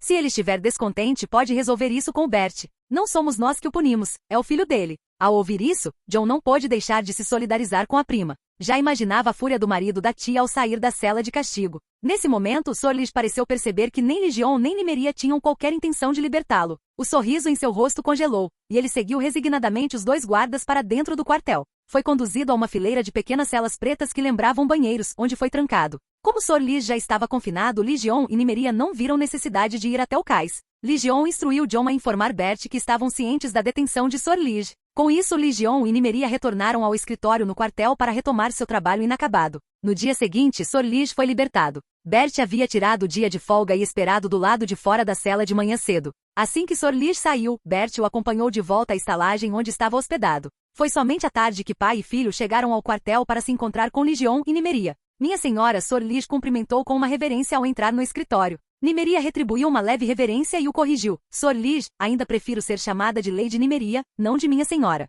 Sr. Lige sorriu e se virou para Legion. Sr. Legion, há muito tempo ouço falar da sua reputação como o espadachim número 1 dos 7 reinos, disse ele, com um tom de voz que transmitia um toque de divertimento. Não esperava que minha primeira impressão não fosse da sua famosa esgrima, mas de um outro lado seu. Sabia? Você me lembra alguém. Ao ouvir essas palavras familiares, Legion congelou por um momento antes de rir. Sr., o senhor não está se referindo a Lord Randyll Tarly, está? Sor Lish pareceu surpreso e perguntou: alguém mais poderia ter dito uma coisa dessas a você? Lord Garland Tyrell e Lord Vortimer Crane disseram coisas semelhantes, respondeu Ligion com interesse. Será que Lord Randil Tarly e eu realmente nos parecemos? Sor Lish sorriu. Não na aparência, mas em certas ações há uma sombra de semelhança. Enquanto a conversa entre os dois fluía suavemente, sem ser afetada pelos eventos do dia anterior, Bert, que estava tenso desde que entrou na sala, finalmente soltou um suspiro de alívio. Sor Lish continuou a conversar com Nymeria por um tempo. Durante a conversa, ele habilmente evitou mencionar o suposto pai de Nymeria, preferindo elogiar sua mãe. Seu tom sincero e respeitoso conquistou a simpatia de Nymeria, fazendo-a considerá-lo um ancião confiável. Ligion, no entanto, observava Sor Lish com uma expressão peculiar. Se não tivesse certeza da identidade de Sor Lish, Ligion poderia ter pensado que estava lidando com o próprio Mindinho. Ambos eram mestres da retórica, habilidosos em ganhar a confiança e baixar as defesas dos outros por meio de conversas. Era evidente que a reputação de Sor Lish como um importante mercador marítimo nas terras ocidentais era merecida. No entanto, Ligion também observou que Sor Lish não estava entre as figuras influentes nos anos seguintes. Isso sugeria que algo significativo devia ter ocorrido nesse período. A reunião terminou com uma negociação bem-sucedida. Sor Lish concordou em se tornar o comerciante exclusivo do exército de Ligion e de Tumbleton em Nymeria. Prometeu fornecer alimentos, armas e outros bens a preços abaixo do valor de mercado e até se ofereceu para ajudar a obter itens raros. Além disso, propôs atrair comerciantes para se estabelecerem em Tumbleton e no futuro território de Ligion, contribuindo para seu rápido desenvolvimento. Em troca, Sor Lish solicitou que, a menos que ele renunciasse voluntariamente ao cargo, Ligion e Nymeria não nomeariam outro comerciante exclusivo.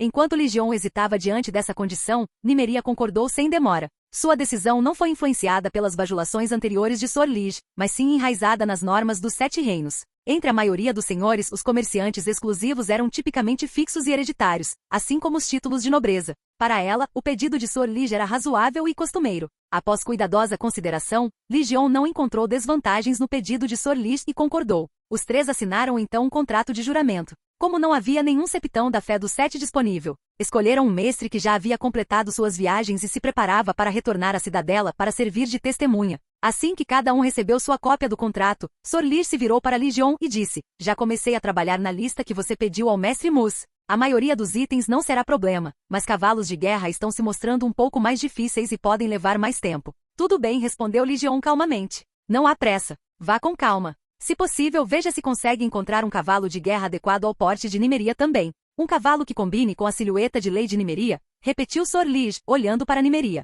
Nymeria franziu a testa ligeiramente. Embora o tempo com Ligion e os outros a tivesse ajudado a se acostumar com sua estatura anormalmente alta, ser examinada ainda a incomodava. Sor Lish disse de repente: eu posso conhecer um cavalo que serviria perfeitamente à senhora, mas adquiri-lo pode não ser fácil. A curiosidade de Ligion foi aguçada. Conte-me, ele insistiu. Sor Lish fez uma pausa, organizando os pensamentos, antes de recontar a história. Não faz muito tempo eu estava em Lança Solar e ouvi pessoas em uma taverna falando sobre uma manada de cavalos descoberta nas montanhas perto de Godsgrace. Entre eles, havia um cavalo selvagem, extraordinariamente alto e magnífico. Dizem que é muito maior do que um cavalo selvagem comum. Muitos caçadores de cavalos tentaram capturá-lo, mas todos falharam. O cavalo é muito esperto e frequentemente leva seus perseguidores para o meio de matilhas de feras selvagens. Vários caçadores encontraram seu fim naquelas montanhas. Enquanto Sor Lish falava, o interesse de Ligion aumentava, mas a expressão de Nymeria se obscurecia. Sua aversão às coisas de Dorne era evidente. Ligion ponderou a ideia de viajar até Dorne para capturar o cavalo, mas, depois de pensar um pouco, balançou a cabeça. Levaria muito tempo. Não posso me dar ao luxo de ficar fora tanto tempo, disse ele, virando-se para Nymeria. Desculpe, não posso ajudá-la a capturar aquele cavalo. Tudo bem, respondeu Nymeria com um sorriso, balançando a cabeça. O cavalo de guerra que você me deu já é excelente. Não preciso de outro. Ao observar a troca de olhares, a expressão de Sor Lish mudou sutilmente. Um sorriso inexplicável se formou em seu rosto, como se tivesse notado algo que outros poderiam ter deixado passar. Capítulo 66. Descoberta de uma mina de prata. Quantas baixas? Ligion perguntou, seu olhar se voltando para Nymeria, que ainda estava no meio da troca de sua armadura desgastada pela batalha com a ajuda de algumas atendentes femininas. Scaraiege, que acompanhará Nymeria na missão de reprimir os bandidos, deu um passo à frente e relatou: 17 mortos. 13 feridos, 3 dos quais estão gravemente feridos e não poderão lutar novamente, mesmo que se recuperem. Após uma breve pausa, acrescentou: as baixas eram todas guardas de Tumbleton. Nenhum dos nossos homens ficou ferido. Ligion se virou para Olhos de Cicatriz com um tom ríspido. Não diga coisas assim de novo. Os guardas de Tumbleton também são nossos homens. Entendeu? Sim, meu senhor, Scaraiege assentiu. À medida que a prosperidade de Tumbleton crescia, bandidos das áreas vizinhas continuavam a convergir. Embora as forças de venda, o Servo Branco, conseguissem repelir grupos menores, enfrentavam bandos maiores. Quando os números aumentaram para 100 ou 200, o grupo de venda não conseguiu mais bloquear seu avanço com eficácia. Como resultado, Legion e Nymeria tiveram que cooperar com venda de tempos em tempos para expulsar os bandos maiores que invadiam a estrada Tumbledon. Inicialmente, Legion liderou pessoalmente essas expedições. No entanto, os bandidos se mostraram tão fáceis de lidar que a ação pareceu excessiva, como usar uma marreta para quebrar uma noz. Por fim, ele delegou a tarefa à guerreira Nymeria, enviando a segunda patrulha de cavalaria para apoiar seus esforços. O grupo de bandidos erradicado desta vez era composto por quase 300 indivíduos, muitos dos quais haviam fugido originalmente da região de Mander para as Terras da Tempestade. Agora, eles haviam retornado, guiados por membros da sua própria tribo que conheciam a área. Esta foi a terceira grande erradicação de bandidos após a recente expansão do exército de Nymeria. No entanto, os resultados foram aquém do ideal. Baixas de 2 dígitos sugeriram deficiências na força recém-expandida. Já fazia um mês que Legion assinará o acordo de aquisição exclusiva com Lich Falvel. Com suprimentos suficientes garantidos, tanto as patrulhas de cavalaria de Legion quanto os guardas da guarnição de Nymeria haviam se expandido. No entanto, a expansão permaneceu moderada devido ao atraso na chegada de novos cavalos de guerra. A força de Legion aumentou em menos de 100 homens, composta principalmente por mercenários e mercenários que se juntaram após saberem das oportunidades. Esses recrutas foram incorporados à segunda patrulha de cavalaria de Scaraege, onde serviram como patrulheiros temporários encarregados de patrulhar a estrada Tumbledon. Isso marcou que provavelmente seria a última vez que Legion contaria com um contingente tão grande de mercenários e mercenários. Embora suas habilidades de combate fossem inegáveis, sua natureza independente e indisciplinada os tornava inadequados para um exército disciplinado. Por esse motivo foram designados para a segunda patrulha de cavalaria em vez da unidade da guarda. Em contraste, a expansão da guarda da guarnição de Nymeria foi muito maior, adicionando 300 novos recrutas. Ao contrário dos guardas de Tumbleton, esses recém-chegados eram refugiados das terras fluviais, atraídos pela promessa de estabilidade e segurança. Não era segredo que o exército de Lord Tivin estava se retirando das áreas a oeste do rio Mander. Antes da retirada, Lord Tivin havia declarado publicamente que a campanha para reprimir bandidos ao longo da Estrada do Ouro havia sido concluída com sucesso, enquadrando a retirada e a subsequente dispersão de suas forças como um passo lógico. No entanto, enquanto Lord Tivin retirava suas tropas, ele saqueou o território nominal de Nymeria a oeste do rio Mander, levou tudo de valor e destruiu o que não pôde levar. Até o trigo quase pronto para a colheita foi queimado, e os aldeões foram capturados e levados para as terras ocidentais, deixando a terra desolada e abandonada. No entanto, a ganância humana frequentemente ignora ordens distantes. Embora a ordem de Lord Tivin para saquear se limitasse ao território de Nymeria, o exército que executou a tarefa, encorajado pelo sucesso, tornou-se rebelde. Disfarçados de bandidos, estenderam seus ataques às áreas vizinhas. Pior ainda, os infames cães loucos de Tivin, Amori Lorch e Gregor Clegane, cruzaram o Blackwater Rash para as terras fluviais, onde causaram estragos. Quando a notícia chegou a Tivin, ele enviou um exército para capturar os dois e trazê-los de volta a Rocher do Casterle. As aldeias próximas ao Pico da Água Negra estavam em ruínas. Refugiados fugiram em massa para Porto Real. O rei Robert enviou um emissário para convocar Lord Tivin a Porto Real para uma explicação. Tivin, no entanto, fingiu estar ferido há muito tempo para não aparecer e enviou centenas de cabeças como um gesto. Publicamente, ele alegou que os homens executados eram os rebeldes responsáveis pela devastação das terras fluviais. Todos sabiam a verdade. As vítimas eram bodes expiatórios, prisioneiros sacrificados para se esquivar da culpa.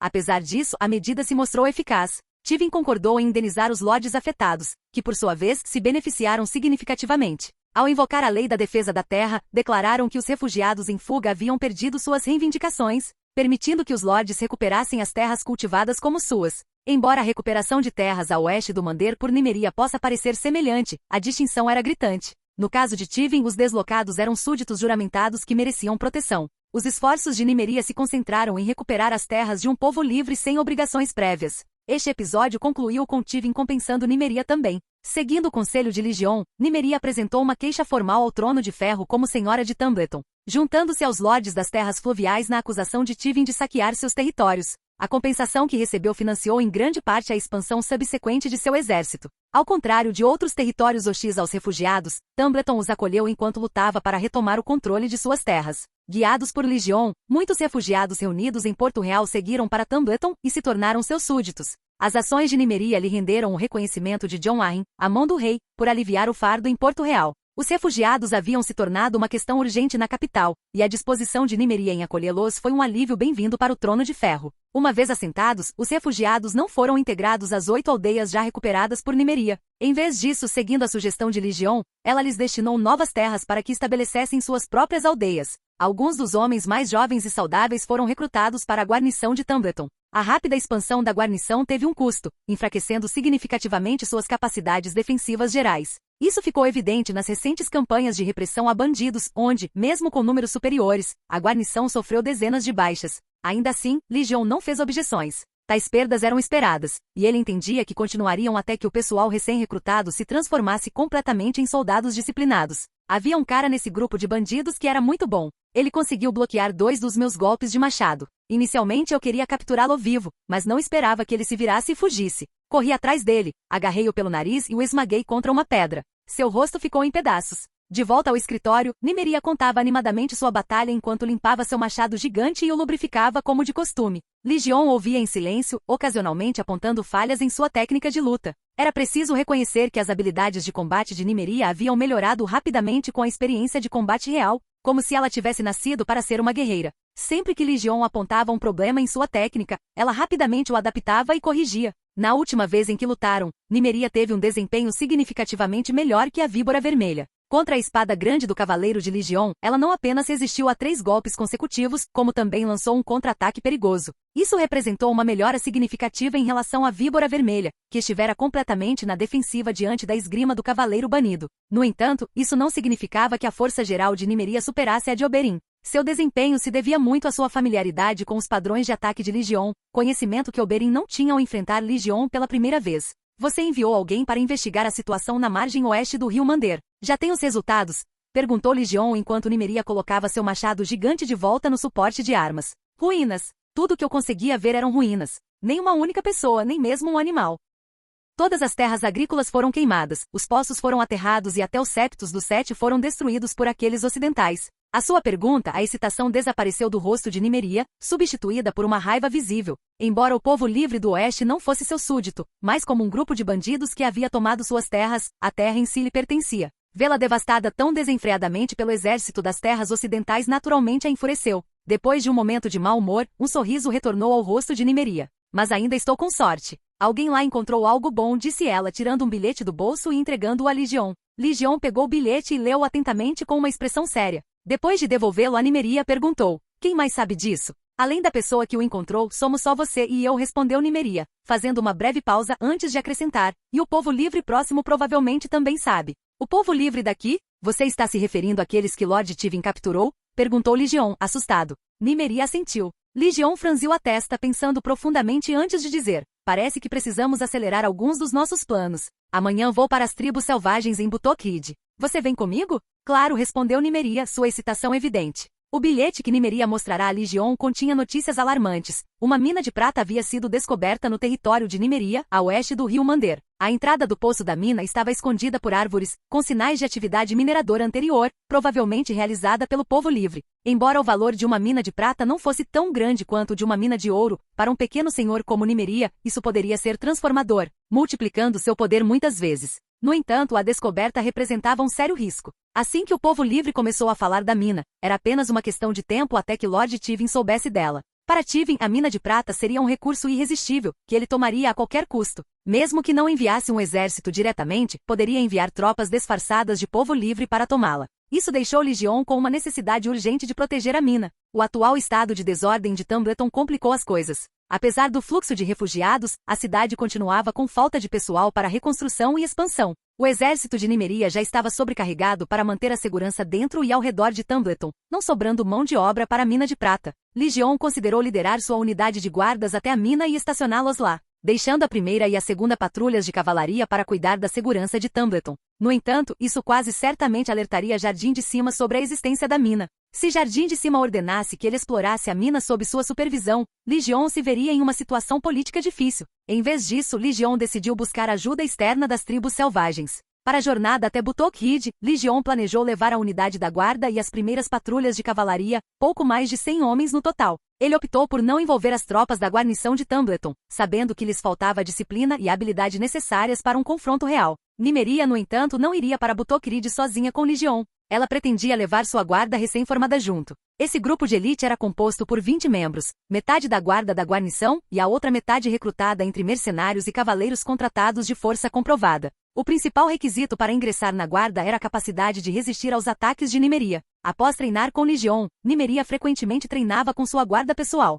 possivelmente para reconstruir a confiança que a habilidade superior de Legion havia abalado. Esse hábito elevava seu status aos olhos de sua guarda, fomentando profunda lealdade. Além de sua guarda, Nimeria planejou levar suas 2 damas de companhia. As participantes eram irmãs gêmeas que haviam participado de um circo que passava por Tumbleton a caminho de Jardim de Cima. Habilidosas no arremesso de facas e proficientes em técnicas de cimitarra e lança do outro lado do Mar Estreito. Suas apresentações se originaram nas arenas de luta de Meeren. Nimeria, atraída por suas habilidades exóticas, ofereceu-se para recrutá-las como suas damas de companhia. Inicialmente as irmãs, acostumadas a uma vida de liberdade, recusaram. Só quando Nimeria prometeu que caso atendessem às suas expectativas, as nomearia como raras cavaleiras dos 7 reinos, elas aceitaram a oferta.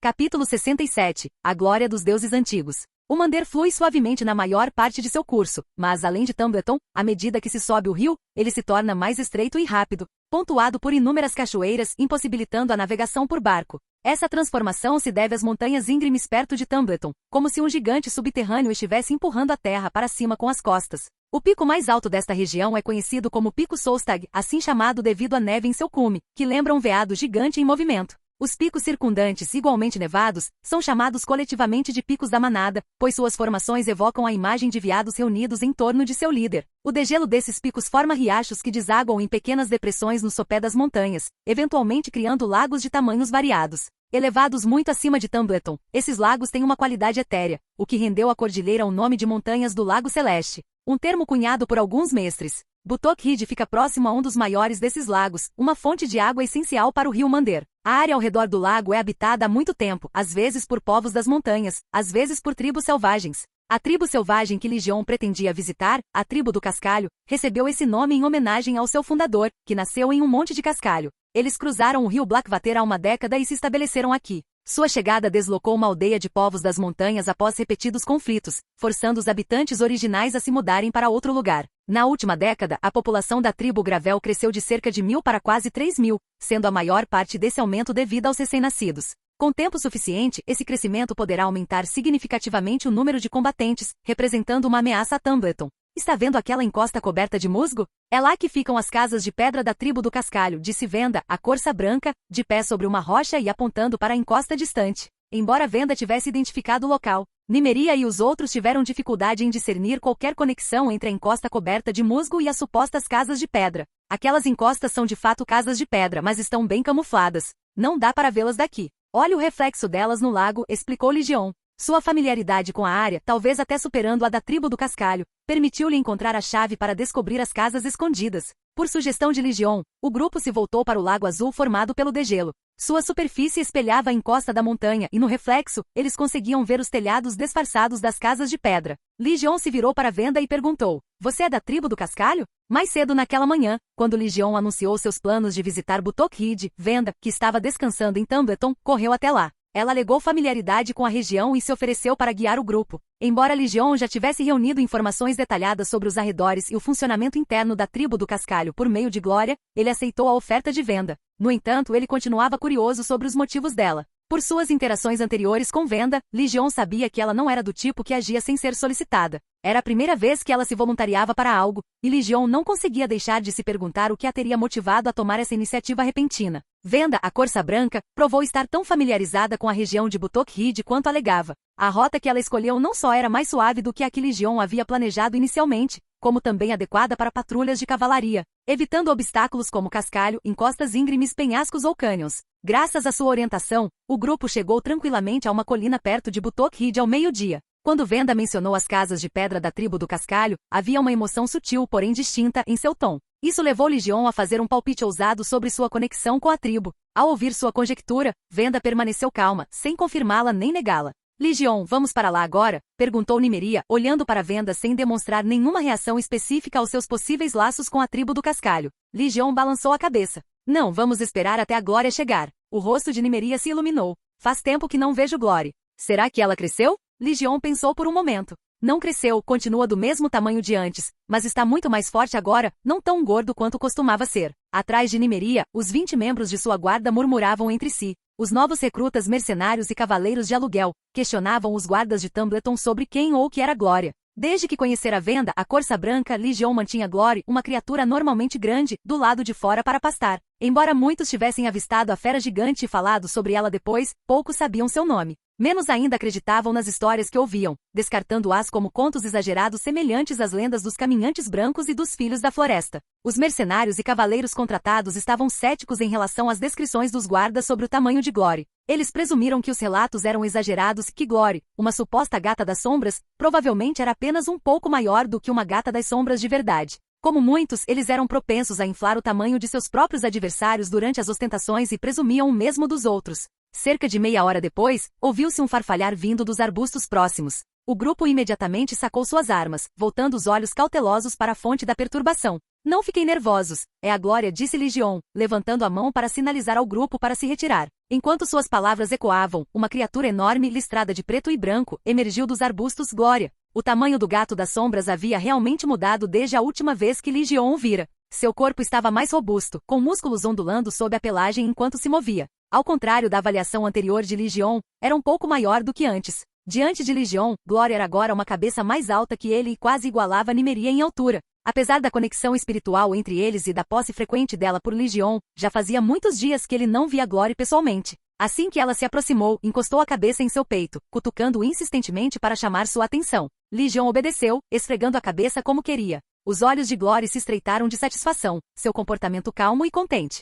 Nymeria também se aproximou, estendendo a mão para acariciar o pelo de Glória. No entanto, Glória desviou da mão sem demonstrar agressividade, mas claramente relutante em permitir o toque. Nymeria franziu a testa irritada, murmurando queixas baixinho. Venda, a Corça Branca, se saiu pior. Se ela se aproximasse, Glória rosnava baixinho, sua natureza desconfiada ainda inalterada. A visão de Glória deixou uma impressão poderosa. Para as patrulhas de cavalaria que a tinham visto antes, o espanto ainda era suficiente para prender a respiração, cautelosos em fazer qualquer barulho que pudesse perturbar a criatura imponente. Para os cavaleiros e mercenários contratados, no entanto, a experiência foi avassaladora. O tamanho e a presença de Glória eram aterrorizantes. Muitos vacilaram visivelmente, alguns quase caindo no chão de medo. Se não fosse pela calma dos que o cercavam, poderiam ter sacado as espadas em pânico. Foi nesse momento que os céticos entre eles perceberam que seus companheiros não haviam exagerado o tamanho ou a presença imponente de Glória. Na verdade, suas descrições haviam sido subestimadas. Após alguns momentos de brincadeira, Legion soltou a cabeça de Glória. Montou em seu cavalo, tomando cuidado para acalmar o animal nervoso, que tremia levemente na proximidade de Glória.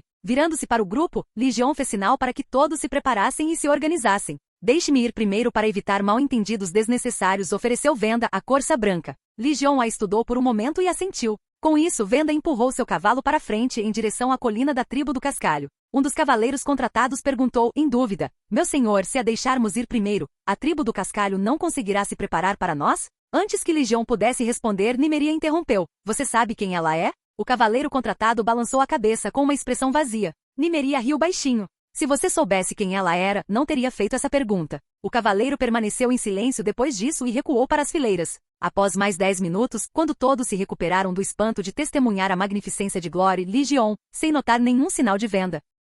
A Corça Branca, que havia entrado na tribo do Cascalho à frente deles, decidiu não esperar mais. Liderou lentamente as patrulhas de cavalaria em direção à tribo. Ao comando de Legion, Glória assumiu a liderança da procissão. Sua pelagem adquiriu um negro intenso e puro, transformando-a na sombra da morte. A lendária emissária do estranho que se tornará alvo de rumores generalizados por toda a região. Quando Legion e seu grupo chegaram à entrada da tribo do Cascalho, a área já estava repleta de guerreiros. Uma contagem aproximada sugeriu mais de 300 ou 400 homens, todos vestidos com roupas, sapatos e chapéus feitos de peles de animais. Eles empunhavam machados de pedra rudimentares e lanças de madeira, embora alguns carregassem armas de ferro, como espadas. A princípio, os guerreiros tribais não notaram Legion. Sua atenção estava fixada em Glória, que liderava o grupo. No momento em que viram a criatura transformada, soltaram gritos de susto, e vários deles instintivamente largaram suas armas. Muitos caíram de joelhos, curvando-se em reverência, como se considerassem Glória um ser divino. A reação dos guerreiros tribais deixou as patrulhas de cavalaria, a guarda e outros visivelmente surpresos. Embora eles próprios tivessem ficado profundamente impressionados ao ver a transformação de Glória antes, sua reação não foi tão extrema. A reverência aterrorizada dos guerreiros tribais era inconfundivelmente excessiva. Legion conseguia entender perfeitamente a reação do povo da tribo do Cascalho. Afinal, uma fera aterrorizante capaz de se assemelhar a um fantasma parecia, em todos os sentidos, personificar as antigas lendas de seres sobrenaturais. Nos dias em que Glory vagava livremente, Legion já havia começado a traçar planos contra a tribo do Cascalho. Ele frequentemente enviava Glory para a tribo sob o manto da noite, instruindo-a a aparecer de repente e usar suas habilidades misteriosas para desaparecer à vista de todos, apenas para reaparecer silenciosamente por perto. Às vezes Glory chegava a matar indivíduos que nutriam má vontade contra ela, tudo sem fazer barulho. Nessas condições, não demorou muito para que a tribo Gravel desenvolvesse uma intensa reverência por Glory. Guiados pelo xamã tribal, muitos começaram a tratá-la como se fosse um de seus deuses antigos. A tribo Gravel, ao contrário dos seguidores da fé do Sete, acreditava nos deuses antigos, muitos dos quais estavam ligados a forças sobrenaturais. Aos olhos deles, Glória, com sua presença e poderes espectrais, havia se tornado a personificação viva desses seres. Legion previra essa reação, compreendendo a facilidade com que Glória poderia ser vista como um deus antigo devido à sua natureza sobrenatural. A influência de Glória logo se espalhou pela tribo do Cascalho e chegou aos ouvidos de seu xamã e chefe. Eles levaram seus seguidores aos portões da tribo para testemunhar o ser pessoalmente. No entanto, o xamã e o chefe percebiam Glória de maneiras completamente diferentes. O xamã, cativado pela presença de Glory, reconheceu-a imediatamente como um dos deuses antigos que eles vinham adorando. Sem hesitar, ele conduziu seus aprendizes e companheiros de fé para fora da tribo e se prostrarem diante de Glory. A ausência de medo deles vinha de encontros anteriores, quando Legion orquestrara o comportamento de Glory para fomentar a reverência deles. Durante esses momentos de adoração, Glory cessava sua postura ameaçadora e se agachava para aceitar a devoção deles como uma verdadeira divindade. Em diversas ocasiões, Glory chegou a conduzir os xamãs a esconderijos de comida e objetos de valor, recursos que Legion havia discretamente plantado de antemão. A capacidade de guiar as pessoas até o sustento e os tesouros, aliada à sua aparente inteligência, apenas solidificou a identidade de Glory como um ser divino aos olhos deles. Essa farsa orquestrada alimentou o fanatismo de xamãs e crentes, levando-os a adorar Glory sem hesitação. Em contraste, Cav, o líder da tribo Gravel, não compartilhava dessa fé. Embora estivesse aterrorizado e impressionado com a capacidade de Glory de aparecer e desaparecer à vontade, ele permanecia cético. Em seu íntimo, acreditava que Glory não passava de uma gata das sombras incomumente grande e possivelmente deformada. O foco de K rapidamente mudou de Glória para o grupo que a seguia. Seus olhos percorreram o grupo de Legion, e ele percebeu que se tratava do exército da família nobre sobre a qual Venda, a Corça Branca, havia alertado. Entre eles, a imponente Nimeria, que parecia quase um pequeno gigante, chamou sua atenção a princípio. No entanto, Cav não conseguia desviar o olhar de Legion. Algo nele irradiava uma aura aterrorizante, ainda mais ameaçadora do que a fera venerada como um deus antigo. Quando Cav cruzou os olhos com Legion, teve a impressão de que Legion havia notado seu olhar. Naquele instante, uma sensação avassaladora de morte tomou conta de Cav, fazendo-o lembrar dos avisos de Venda, a Corça Branca. Saindo do medo, Cav agarrou a gola de um subordinado próximo e ordenou com voz grave: depressa, vá para a prisão e liberte Venda, a Corça Branca. Capítulo 68. Confiante e inflexível. As ações do chefe do Cascalho, Cav, naturalmente chamaram a atenção de Legion. Apesar do barulho ao redor, Legion conseguiu captar a ordem de Cav para seus subordinados, deduzindo que Venda, a Corça Branca, estava presa. Percebendo isso, Legion decidiu não esperar a cerimônia de adoração terminar, sabendo muito bem que tais rituais frequentemente levavam mais de 1 hora para serem concluídos. Sem hesitar, ele enviou uma ordem a Glory. Em resposta, Glory se levantou de sua posição agachada, rosnou para o xamã que realizava o ritual e então se virou para Legion, abaixando a cabeça em submissão. O xamã e os outros assistiram em silêncio, atordoados. Os seguidores dos deuses antigos ficaram perplexos com a cena. Anteriormente, qualquer um que tentasse se aproximar de Glória, incluindo xamãs, era recebido com hostilidade. Mas agora, o deus que eles reverenciavam demonstrava proximidade com o Cavaleiro das Montanhas, deixando-os incrédulos. Nimeria, vamos começar, disse Legion, sentindo que era o momento certo. Nimeria instigou seu cavalo a avançar alguns passos, assumindo a liderança. Seus 2 assistentes se posicionaram de cada lado, dirigindo-se à tribo do Cascalho. Povo da tribo do Cascalho, diante de vocês está a senhora de Tumbleton, senhora Nimeria da casa Footre, e a legítima proprietária das terras em que vocês se encontram. Onde está o líder e xamã da tribo do Cascalho? Aproximem-se e encontrem seu mestre. Enquanto os assistentes faziam sua proclamação, a guarda de Legion se espalhou ao seu comando, sacando seus arcos curtos e mantendo-os em posição de prontidão. Simultaneamente, a guarda de Nimeria cercou Nimeria e Legion em uma formação protetora, preparada para interceptar qualquer ataque. Nós, da tribo do Cascalho, somos um povo livre. Não temos mestre, gritou Cav, avançando com seus homens para enfrentar Legion e os outros. Ele olhou para Nimeria antes de se virar para Legion e se dirigir a ele. Eu te conheço, caçador de ursos Legion. Dizem que você é o melhor espadachim dos 7 reinos. Legion ignorou a brincadeira e foi direto ao ponto. Onde está Venda, a Corça Branca? O rosto de Cav se contraiu, hesitante em revelar a situação. Mas antes que pudesse falar, um homem atrás dele gritou: aquela vadia traidora está morta. Nós a matamos e comemos. A carne dela ainda está na panela. Quer provar sua escória da montanha? Li Jion, já tendo imaginado o destino de Venda, permaneceu impassível, mas Nymeria não estava tão serena. Durante o tempo em que estiveram juntas, ela e Venda se tornaram próximas como irmãs. Ao saber da morte de Venda, a raiva a consumiu. Sem hesitar, ela sacou o enorme machado da cela e o arremessou contra o homem que havia falado. O machado giratório atingiu o alvo com força devastadora, partindo o homem em dois, do ombro ao peito. O impacto fez seu corpo voar, derrubando vários outros antes de aterrissar. Quando o machado atingiu o alvo, Nymeria esporeou o cavalo, alcançando o cadáver em instantes. Ela puxou o machado e se preparou. Os guerreiros ao redor, atordoados pela violência repentina, reagiram instintivamente. Vários atacaram Nymeria com suas armas, mas ela os enfrentou de frente. Balançando seu enorme machado com precisão brutal, ela matou 3 guerreiros em rápida sucessão. Quando o outro avançou contra ela, ela o agarrou pelo pescoço e quebrou seu pescoço com um único e vigoroso movimento. Os espectadores congelaram. O silêncio que se seguiu foi absoluto. Aqueles que haviam erguido suas armas para atacar Nymeria hesitaram, abaixando-as lentamente enquanto o medo se espalhava pela multidão.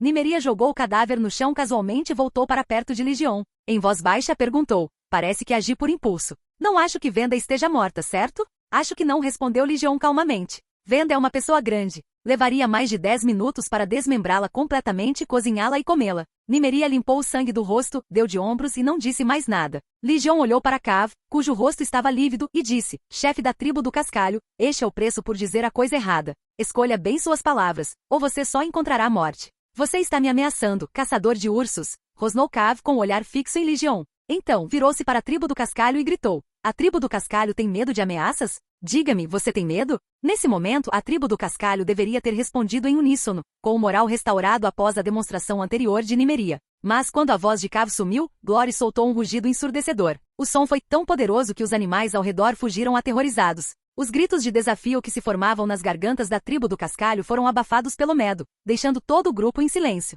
A cena deixou Cav parecendo um artista tolo. Sua bravata não foi recebida com nada além de um silêncio atordoado. Chefe da tribo do cascalho, não estou ameaçando você, disse Li Jion friamente, conduzindo seu cavalo até ficar bem na frente de Cav. Estou apenas constatando um fato. Ele voltou a voz para a tribo, ainda paralisada pelo rugido de glória. Meu propósito ao vir aqui com Lady Nymeria é fazer com que toda a tribo Gravel seja súdita de Tumbleton. Não precisamos de um mestre. Estamos indo muito bem, gritou alguém desafiadoramente da multidão. A expressão de Li Jion permaneceu calma e fria. Não me importa se você acha que não precisa de um mestre ou se acredita que está indo bem. Estou lhe dizendo o que vai acontecer. Você tem uma chance, apenas uma. Se desistir, da próxima vez que viermos, tudo o que traremos será a morte. Cav, recuperando um pouco da compostura, gritou de volta: nossa tribo tem 1000 guerreiros. Podemos matá-los aqui e agora. Sim, temos 1000 guerreiros e não temos medo de vocês, povo das montanhas. Acrescentou outra voz, e o ímpeto da tribo começou a retornar. 1000 guerreiros, zombou Li Jion. Desmontou e deu um passo à frente até ficar cara a cara com Cav. Ficarei aqui sozinho.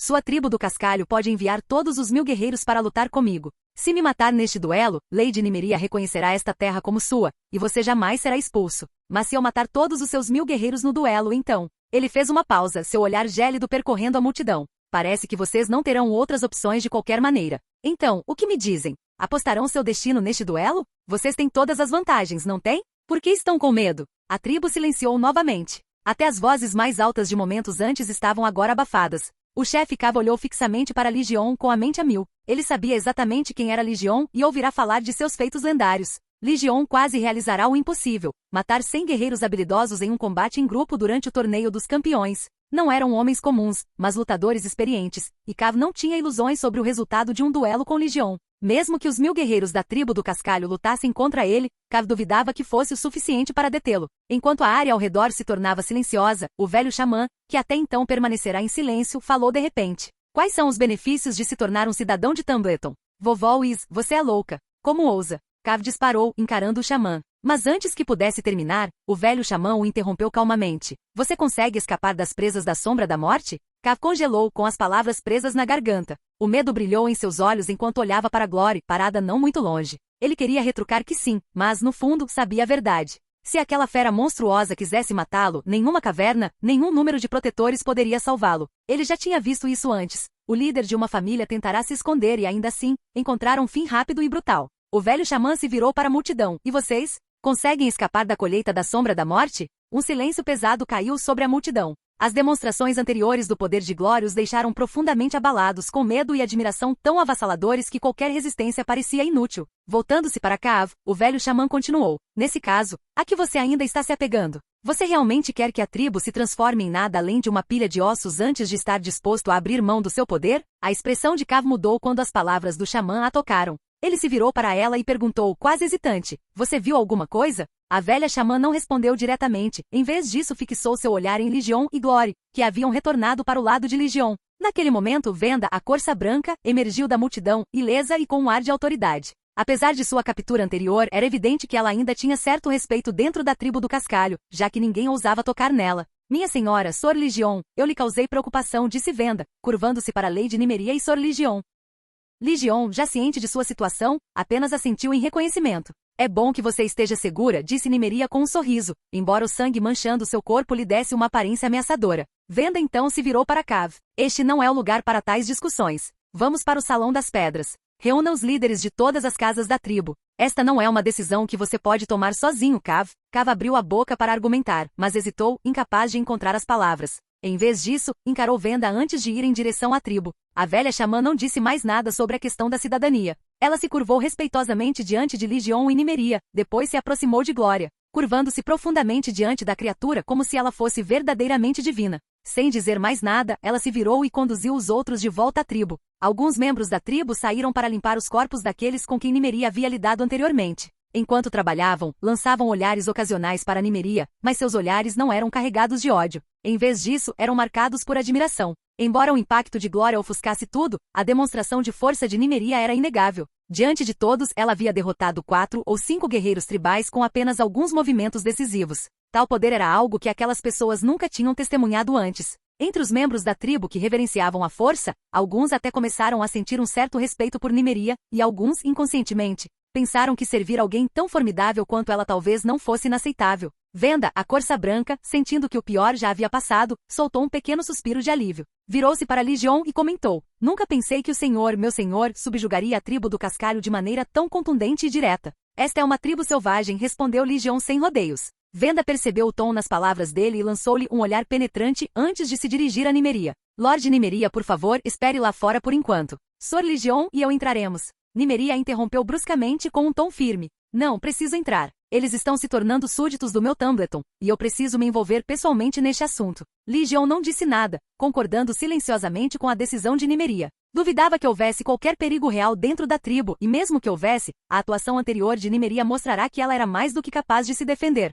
Se uma briga acontecesse, Legion não sentia necessidade de se preocupar com ela e se contentava em deixá-la fazer o que quisesse. Antes de entrar, Legion instruiu a unidade da guarda a permanecer fora da tribo, mas os alertou para não baixarem a guarda. Embora acreditasse que a subjugação da tribo do cascalho estava quase completa, ele sabia que nada era certo até o final. Nimeria inicialmente se opôs a que seu guarda a seguisse até a tribo, mas depois que Legion e Venda a aconselharam a não correr riscos desnecessários, ela cedeu. Uma vez tomada a decisão, o grupo entrou na tribo do cascalho, com Glory caminhando ao lado deles. A caminho do salão do conselho, os membros comuns da tribo os observavam, embora seus olhos estivessem mais fixos em Glória do que nos humanos. Muitos se ajoelharam e se curvaram diante da criatura que passava, e ninguém ao redor pareceu estranhar o comportamento. Pela primeira vez, sinto que meu prestígio é realmente inferior ao de uma besta, disse Nimeria com uma risada irônica, observando as reações da tribo. Glory não é uma fera comum, respondeu Legion com um sorriso fraco, estendendo a mão para acariciar a cabeça de Glory. No momento em que sua mão tocou a criatura, suspiros ecoaram entre os que estavam por perto.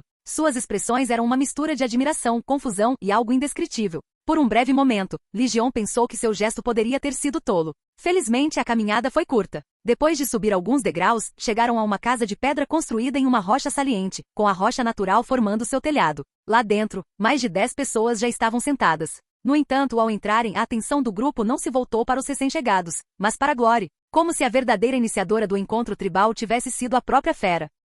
Capítulo 69. O impacto da acolhida das tribos selvagens. Depois de entrarem no salão de pedra, Legion e os outros sentaram-se na galeria. Alguém trouxe comida e entregou a eles. Olhando para a comida à sua frente, Legion olhou para o chefe da tribo do cascalho, Cav, com uma expressão levemente surpresa. Cav, parecendo impaciente, disse: embora você nos chame de selvagens, nós não somos selvagens. Somos apenas pessoas livres e sabemos sobre os direitos dos hóspedes. Lee Jeon optou por não discutir, estendeu a mão, pegou um pouco de comida e comeu. Os outros seguiram o exemplo, pegando uma pequena porção também, estabelecendo assim seus direitos mútuos de convidados. Ao ver isso, todos os presentes soltaram um suspiro de alívio. Na realidade, as tribos selvagens tinham uma compreensão rudimentar dos direitos dos hóspedes. Sabiam apenas que se um hóspede consumisse a comida do anfitrião, este não lhe faria mal, embora desconhecessem que o costume envolvia especificamente pão e sal. A demonstração anterior de força de Lee Jeon e seu grupo deixou uma forte impressão nas tribos. Nervosas com uma potencial traição, as tribos prepararam às pressas comida para seus hóspedes, formalizando a relação hóspede-anfitrião.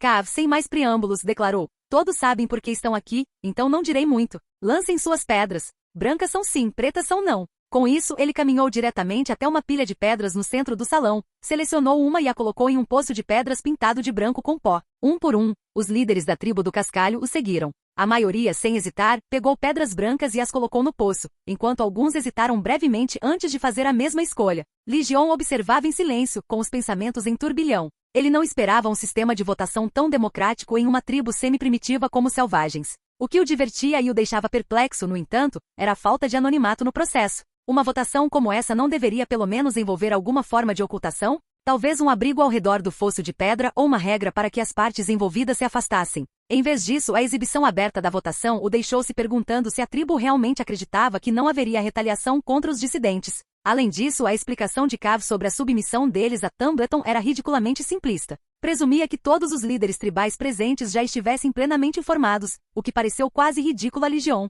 No entanto, a julgar pela postura solene de Cav e pelas expressões igualmente sérias dos outros líderes, incluindo o velho xamã e até mesmo Venda, a Corça Branca, parecia que era assim que as decisões eram tomadas dentro da tribo do cascalho. O resultado da votação logo foi revelado, aprovação quase unânime. Apenas o velho xamã votou contra, jogando simbolicamente uma pedra negra no poço negro. Com a decisão tomada, Cav suspirou, caminhou até a plataforma de pedra ao lado do salão e pegou um antigo machado de pedra. Então aproximou-se de Nimeria, ajoelhou-se e entregou o machado a ela, segurando-o no alto com as duas mãos. Os outros líderes tribais seguiram o exemplo, ajoelhando-se atrás de Cav como seus novos conselheiros. Nimeria foi pega de surpresa pela rapidez com que tudo terminou. Momentos antes, eles estavam na entrada da tribo, preparados para uma luta. No entanto, ali estavam eles, poucos minutos depois, com os líderes da tribo do cascalho jurando submissão unanimemente. Todos os discursos e argumentos que ela havia preparado para convencê-los se mostraram desnecessários. Embora surpresa, Nimeria não hesitou. Pegou o machado com as duas mãos, ergueu-o bem acima da cabeça e recitou o juramento do Senhor a todos os líderes da tribo do cascalho, grandes e pequenos, afirmando seu status como cidadãos da tribo do cascalho e suas responsabilidades como senhora. Depois que Nimeria completou o juramento do Senhor, os líderes da tribo do cascalho, liderados por Venda, a Corça Branca, recitaram o juramento de lealdade, jurando fidelidade a ela. Após a troca dos juramentos, Nimeria entregou o machado, símbolo da autoridade da tribo do cascalho, a uma criada para que o guardasse. Ela então se dirigiu aos líderes com o plano que havia discutido com Lee Jeon previamente. Já que vocês se tornaram meus súditos, é meu dever cuidar de vocês. Agora lhes darei duas escolhas. Vocês podem decidir qual caminho seguir. A primeira opção é continuar seu estilo de vida atual sem mudanças significativas. No entanto, você será obrigado a pagar um imposto anual baseado na população da sua tribo e enviar pessoas para se juntarem ao meu exército e lutarem por mim. Ao ouvir isso, os líderes da tribo do cascalho balançaram a cabeça, sinalizando seu desinteresse. Não viam benefício algum em manter seu modo de vida atual sob esses termos. A segunda opção, continuou Nimeria, é que eu lhe forneça um novo assentamento. Você se mudará para lá. O assentamento inclui terras para cultivo, lagos para pesca e uma mina de prata. Contratarei sua tribo para minerar a prata, ou trabalharei com você para minerá-la cooperativamente. Com isso, a atmosfera no salão mudou visivelmente, com muitos líderes respirando mais rapidamente. O chefe Cav, incapaz de conter a curiosidade, perguntou impacientemente: como podemos cooperar? Nimeria olhou para Lee Jeon antes de responder. A cooperação é direta. A mina de prata será totalmente administrada pela sua tribo, enquanto eu enviarei supervisores. 95% da produção de prata será para mim e 5% para sua tribo. 20%, interrompeu um dos líderes da casa antes que Cav pudesse responder. Dê-nos 20% e nós faremos. A expressão de Nimeria permaneceu firme. Só 5%, disse ela decidida. E sua tribo também será responsável pela segurança da mina de prata. O líder da casa pareceu pronto para continuar a argumentar, mas Cav o silenciou. Após um momento, Cav assentiu e disse: concordamos. Com a escolha feita, Nimeria e os líderes discutiram brevemente a realocação. No entanto, como a tribo Gravel ainda não tinha visto o local proposto, a discussão permaneceu preliminar. Detalhes específicos foram adiados até que representantes da tribo pudessem viajar a Tumbleton para avaliar o local. Quando Legion e os outros partiram, o grupo já havia crescido em 200 pessoas. Entre elas, 100 guerreiros de elite, escolhidos a dedo por Cav para se juntar à guarnição de Nimeria, como parte da obrigação da tribo como seus súditos. Os outros 100, oficialmente enviados como guardiões divinos pelo velho xamã para servir a glória, estavam na prática sob o comando de Legion. Tem certeza de que está tudo bem em dar a eles a mina de prata? Perguntou Nimeria, olhando para a encosta de Cascalho onde a tribo do Cascalho residia, com um tom de voz cheio de ceticismo. Por favor, não se preocupe, venda, a Corça Branca a tranquilizou. A tribo do Cascalho é muito habilidosa em mineração. Na verdade, foi por serem muito bons nisso que o Senhor do Vale os sitiou e os expulsou do vale. Eles estão vagando por aqui desde então. Você não tem outras opções agora, acrescentou Legion sem rodeios. A reconstrução de Tumbleton está progredindo rapidamente, e o dinheiro está sendo gasto como água. A maior parte dos fundos que você tinha em mãos já se foi. Você viu os livros contábeis que Mestre Ives trouxe. No ritmo atual de gastos, mesmo que eu invista meu próprio dinheiro, ele não durará muito. Você precisa de uma fonte de renda estável e lucrativa. A mina de prata é sua única opção viável neste momento. Nimeria expressou suas preocupações. Não tenho problema em deixar a tribo do Cascalho gerenciar a mineração. Minha preocupação é a localização da mina. É muito longe de Tumbleton. Se uma grande força vinda do oeste os atacar, receio que não seremos capazes de prestar assistência em tempo hábil. A tribo do Cascalho conseguirá se defender sozinha? Essa é uma preocupação válida, admitiu Legion com um aceno de cabeça. Como Nimeria apontou, se surgissem problemas na mina de prata na margem oeste, os reforços de Tumbleton enfrentariam desafios logísticos. Teriam que desviar rio acima ao longo do rio Mander, desperdiçando um tempo valioso, ou arriscar uma emboscada atravessando o rio com barcos. Depois de pensar um momento, Legion disse, parece que precisamos encontrar uma maneira de construir uma ponte perto de Tumbleton. Nimeria concordou com a cabeça. Uma ponte conectando as margens leste e oeste perto de Tumbleton proporcionaria o controle tão necessário sobre a margem oeste que estava subutilizada. Após o retorno da tribo do Cascalho, Legion delegou as tarefas relacionadas à migração da tribo do Cascalho, a mineração de prata e a construção da ponte para Bert e John, concentrando-se apenas em supervisionar os planos mais amplos. Nimeria seguiu seu exemplo e delegou responsabilidades semelhantes ao Mestre Ives. No entanto, dada a idade avançada de Ives, ela selecionou vários indivíduos que haviam vindo para Tumbleton em busca de trabalho. Alguns desses indivíduos, tendo servido anteriormente como escudeiros de nobres, tinham conhecimento suficiente para ajudar Ives a lidar com esses assuntos. A aceitação das tribos selvagens como súditas por Tumbleton causou pouca comoção entre seus habitantes. No máximo, serviu como um novo tópico para conversas na taverna. O que realmente capturou a atenção de todos, no entanto, foi a chegada de Glória. Anteriormente, as histórias sobre o tamanho imenso de Glory eram descartadas por muitos como exageros ou ostentações embriagadas. Mas quando Glory retornou a Tumbleton com Legion, da tribo do Cascalho, os céticos foram forçados a confrontar a verdade. Cada palavra daquelas histórias era precisa. Por um tempo, multidões curiosas se reuniram do lado de fora das ruínas do quartel, ansiosas para vislumbrar Glória através das aberturas nas grades. Ao contrário de Tumbleton, onde o foco era principalmente em Glória. Os senhores e nobres dos Sete Reinos estavam muito mais preocupados com a senhora de Tumbleton aceitando tribos selvagens como súditas.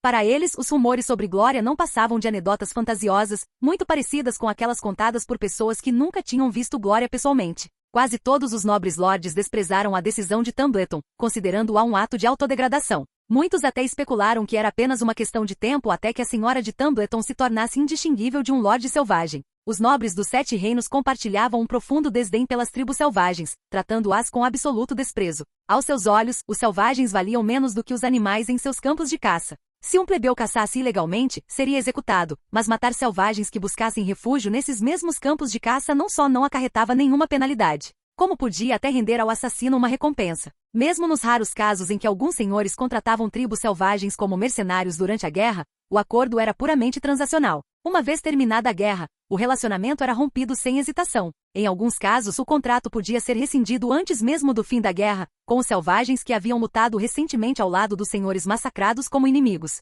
Esse histórico de traição era precisamente o motivo pelo qual as tribos selvagens nutriam profunda desconfiança nos juramentos dos senhores. Quando a notícia das ações de Tumbleton chegou às tribos selvagens, sua reação refletiu a dos senhores e nobres, embora seu desprezo fosse direcionado à tribo do Cascalho. Eles ridicularizaram o líder da tribo do Cascalho como tolo por acreditar nas promessas do senhor de Tumbleton e alimentar a ideia de que os selvagens poderiam ser considerados súditos. Muitos previram que a tribo do Cascalho seria massacrada após ser atraída para fora das montanhas, convencidos de que a traição era inevitável. Nos Sete Reinos quase todos zombavam de Tumbleton, acreditando que o desastre era inevitável. Até Jardim de Cima ficou preocupado, enviando vários corvos à Ponte Amarga com perguntas. Essas mensagens eram retransmitidas a Tumbleton por mensageiros rápidos, buscando esclarecimentos de Legion sobre a situação. Legion, no entanto, não tinha intenção de que Nymeria explicasse sua decisão de tornar as tribos selvagens suas vassalas. Ele entendia que os preconceitos dos lords estavam arraigados demais para que qualquer explicação os fizesse mudar de ideia. Em vez disso, decidiu redirecionar a atenção de Jardim de Cima para outra coisa, a mina de prata.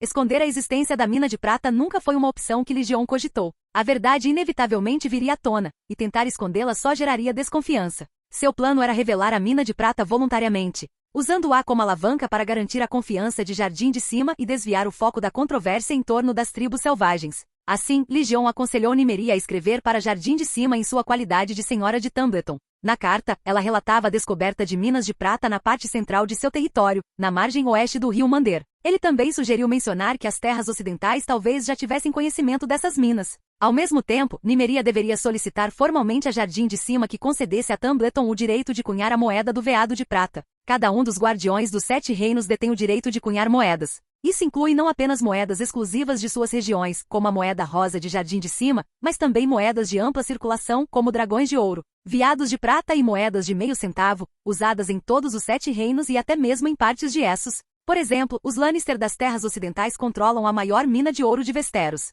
responsável pela produção de cerca de 70% dos dragões de ouro em circulação. Essa riqueza tornou os Lannister os nobres mais ricos dos 7 reinos, dando origem ao ditado de que até seus excrementos são feitos de ouro. Normalmente, o direito de cunhar moedas é reservado aos Lordes Supremos de cada reino. No entanto, quando o território de um Lorde Supremo não possui as minas apropriadas, ele pode conceder direitos de cunhagem a um Lorde com acesso a recursos valiosos. Nesses casos, os lordes devem pagar impostos substanciais aos lordes supremos em troca desse privilégio. Nymeria, embora inteligente, carecia de um conhecimento profundo dos direitos de cunhagem devido à sua exposição limitada. Seu raciocínio era direto. Se obtivesse o direito de cunhar moedas, não precisaria vender o minério de prata extraído a um preço baixo. Em vez disso, poderia cunhar seus próprios veados de prata, que teriam maior valor para seu uso direto. Legion, no entanto, viu implicações mais amplas. O controle sobre o direito de cunhar moedas poderia se traduzir em poder econômico significativo. Em alguns casos, a influência econômica poderia rivalizar ou até mesmo superar o poderio militar em seu impacto. Além disso, por meio de correspondência com Lichfalvel, Legion soube da descoberta recente de grandes minas de prata perto da Baía dos Escravos, em Essos, que haviam causado uma queda acentuada no preço do minério de prata nas cidades livres. Se Nymeria garantisse o direito de cunhar moedas, Lichfalvel poderia fornecer grandes quantidades de minério de prata barato para Tumbleton. Lá, o minério poderia ser cunhado em veados de prata, transformando a diferença de preço em lucro líquido. Esse acordo seria quase tão lucrativo quanto minerar o minério de prata localmente, oferecendo uma vantagem econômica única. Capítulo 70. 2 cartas. A resposta de Jardim de Cima chegou, disse Nymeria, sorrindo enquanto passava pela porta e colocava a carta nas mãos de Legion. 6 dias se passaram desde que a carta anunciando a descoberta da mina de prata foi enviada de navio para Jardim de Cima. Como antes, o Corvo a levou para Ponte Amarga, onde um cavaleiro a entregou. Agora a tão esperada resposta finalmente os alcançara. Sem sequer olhar para a carta, Nymeria prontamente a entregou a Legion. Ele pegou a carta, notando que o lacre de cera ainda estava intacto, e a abriu. Suas sobrancelhas franziram levemente enquanto ele lia o conteúdo. O quê? Jardim de Cima não concedeu direitos de cunhagem? Perguntou Nymeria, desconfiada, notando a mudança de expressão dele. Legion não disse nada, entregando a carta a Nymeria. Ela mesma a leu, estreitando os olhos enquanto examinava a missiva simples, que continha apenas 3 linhas sucintas abordando assuntos distintos. A primeira linha afirmava que o Lorde Supremo concordara em conceder a Tumbleton o direito de cunhar moedas, mas exigia informações sobre o tamanho da mina de prata. Jardim de Cima também contatara a Cidadela para enviar um mestre a Tumbleton para auxiliar Nymeria nas operações de mineração e cunhagem de moedas. Era evidente que Jardim de Cima buscava uma participação nas riquezas da mina. Mesmo que não pudessem controlar a mina em si, buscavam garantir um papel no processo de cunhagem, o que impactava diretamente seus interesses. Além disso, pretendiam formalizar a descoberta notificando os 7 reinos e o Trono de Ferro, assumindo assim a pressão política das terras ocidentais. A segunda linha enfatizava a importância da navegação no rio Mander, instando Nymeria a aumentar o número de navios. Embora o tráfego na Estrada da Rosa tivesse sido retomado, apoiado por patrulhas de cavalaria, a região permanecia vulnerável a bandidos, e seus tempos de trânsito mais longos tornavam o transporte fluvial mais eficiente. Jardim de Cima havia se oferecido para financiar a construção de navios e docas para expandir a capacidade da hidrovia. No entanto, nem Legion nem Nymeria consideraram a oferta. A prosperidade de Tumbleton dependia da hidrovia, e eles não permitiriam interferência externa. A terceira linha dizia respeito diretamente a Legion, instruindo-o a resolver os assuntos de Tumbleton e retornar a Jardim de Cima antes do fim do mês. Essa ordem explicava a carranca de Legion. Não, como você pode ir embora agora? De jeito nenhum, declarou Nymeria, rasgando a carta frustrada. Vamos fingir que nunca a recebemos. Lygion riu da reação impulsiva dela. Esta carta não foi entregue por um corvo, chegou por um mensageiro. Rasgá-la não muda nada. Então por que não nos livramos do mensageiro? Sugeriu Nymeria com um tom feroz. Lygion balançou a cabeça. Não se trata do mensageiro. Mesmo que você lide com um, Jardim de Cima enviará outro. Você planeja eliminar todos os mensageiros que eles enviarem? Isso só levantaria mais suspeitas. O rosto de Nymeria escureceu enquanto ela se calava, imersa em pensamentos. Depois de um momento como se estivesse tomando uma decisão monumental, ela respirou fundo e se virou para Lygion. Vamos ficar noivos, anunciou ela ousadamente. Você, Lygion Tarran, como meu pretendente, será meu noivo. A sala ficou em silêncio. As duas damas de companhia de Nymeria, Bertie e Mestre Ives, que aguardavam para relatar os reparos na ponte, e até mesmo os guardas pessoais na porta, todos a encararam com uma incredulidade atordoada. O rosto de Nymeria ficou vermelho, seu constrangimento palpável. Lygion ficou igualmente atordoado. Não esperava tal declaração e ficou momentaneamente sem palavras. Embora Lygion inicialmente visse Nymeria apenas como uma colaboradora, uma parceira que poderia ajudá-lo a acumular seu capital inicial, seus sentimentos por ela cresceram com o tempo. À medida que se conheceram, ele desenvolveu uma afeição genuína por sua natureza direta. No entanto, casar-se com Nymeria, tornar-se marido da senhora de Tumbleton e até mesmo assumir a posição dela como Lorde de Tumbleton nunca foram considerações sérias para ele. Na verdade, essas opções estavam no fim da sua lista, apenas para serem consideradas se todos os seus outros planos falhassem. Essa relutância decorria não apenas da confiança em suas habilidades, mas também da visão de Tumbleton como um lugar adequado apenas para aqueles que se contentavam com o status quo. A geografia da região limitava inerentemente seu potencial de expansão. Além disso, sua posição única garantia que os grandes lordes vizinhos jamais permitiriam que um líder poderoso a controlasse. Nymeria, como mulher, poderia transformar Tumbleton em um domínio próspero e formidável. No entanto, os lordes vizinhos, imersos em discriminação e preconceito sobre as mulheres, minimizariam suas conquistas e não enxergariam Tumbleton como uma ameaça. Lygion, no entanto, era diferente. Se ele controlasse Tumbleton, sua liderança provavelmente alarmaria os lordes vizinhos, incluindo os de Jardim de Cima. Quando Lygion não respondeu imediatamente à proposta repentina de Nymeria, e com os olhares atônitos dos que o cercavam aumentando a tensão, o rubor de Nymeria se intensificou, transformando-se em constrangimento e irritação. Ela sentiu uma vontade imensa de desaparecer no chão para escapar daquele momento. Quando ela estava prestes a abaixar a cabeça e recuar mortificada, Lygion se levantou, pegou sua mão gentilmente e gesticulou para que todos na sala saíssem. Você realmente me surpreendeu hoje, disse ele, gesticulando para que ela se sentasse. Então, olhando-a diretamente nos olhos, continuou. Tenho uma boa impressão sua, e se eu tivesse que escolher uma esposa agora, definitivamente seria você. Ao ouvir suas palavras, Nymeria não pôde deixar de sorrir. No entanto, ela sentiu que havia mais por trás daquela declaração, e o que quer que estivesse por dizer não seria o que ela queria ouvir. Mas não posso me casar com você, acrescentou Lygion como havia previsto. O motivo? Nymeria perguntou com a voz calma porém firme. Não havia raiva em seu tom, apenas determinação. Lygion não se esquivou. Ele compartilhou parte de seus planos e ambições, descrevendo em detalhes as potenciais desvantagens da união. Sua explicação foi comedida, expondo os desafios que enfrentariam caso se casassem. Enquanto ouvia, o constrangimento inicial de Nymeria desapareceu. Sua expressão se firmou e ela refletiu cuidadosamente sobre as palavras de Lygion. Relutantemente, ela se viu reconhecendo que sua proposta poderia ter sido um tanto impulsiva. Depois de refletir, ela admitiu para si mesma que tinha uma boa impressão de Lygion, talvez até um toque de amor, mas também percebeu que era muito cedo para considerar casamento. Vou esquecer o que acabei de dizer, e você também deveria, disse Nymeria, recompondo-se. Respirou fundo algumas vezes, conteve o constrangimento e fez o possível para parecer calma. Sim, minha senhora, Lygion assentiu em resposta. Nymeria perguntou em voz baixa, e agora? Você está sendo transferida de volta para Jardim de Cima, então vai simplesmente desistir de tudo aqui e deixar tudo comigo? Acho que nós dois nos entendemos mal, disse Lygion, pegando a carta rasgada do chão. Juntando a última frase, examinou-a atentamente e continuou. Parece que Jardim de Cima só quer que eu volte sozinho. As patrulhas de cavalaria devem permanecer aqui para continuar a missão contra bandidos. Nymeria especulou. Você acha que eles vão enviar outra pessoa para levar o crédito pelo seu trabalho? É possível, mas acho altamente improvável, respondeu Lygion, balançando a cabeça. Ele analisou mais a fundo. Você é a senhora de Tumbleton, e as patrulhas de cavalaria precisam da sua permissão para operar aqui. As figuras influentes de Jardim de Cima podem ser excelentes em conspirar para obter poder, mas não seriam tolas o suficiente para pensar que poderiam tomar o controle de tudo com uma única nomeação. A Casa Tyrell jamais permitiria tal quebra de confiança. Ele fez uma breve pausa e acrescentou, ainda assim, não devemos estar despreparados. Antes de partir, designarei os homens da tribo do Cascalho. Levarei Jon comigo. Bert será removido de sua função de intendente e transferido para servir em seus domínios como um oficial inferior. Quanto à segunda cavalaria do Olho Cicatrizado, são mercenários, farei com que ele leve alguns deles e os integre à sua guarnição. por enquanto servirão como patrulheiros. As patrulhas de cavalaria nomeadas por Tyrell permanecerão no quartel sob o comando de BRYN. Nymeria assentiu, com a expressão resoluta. Bem, eu sei o que fazer. Se alguém realmente for enviado de Jardim de Cima para substituí-la, farei essa pessoa desaparecer. De qualquer forma, há muitos bandidos aqui. Mortes acidentais acontecem o tempo todo. Lygion não se opôs à declaração direta de Nymeria. Na verdade, se Jardim de Cima enviasse alguém para substituí-lo, uma ação decisiva poderia ser necessária.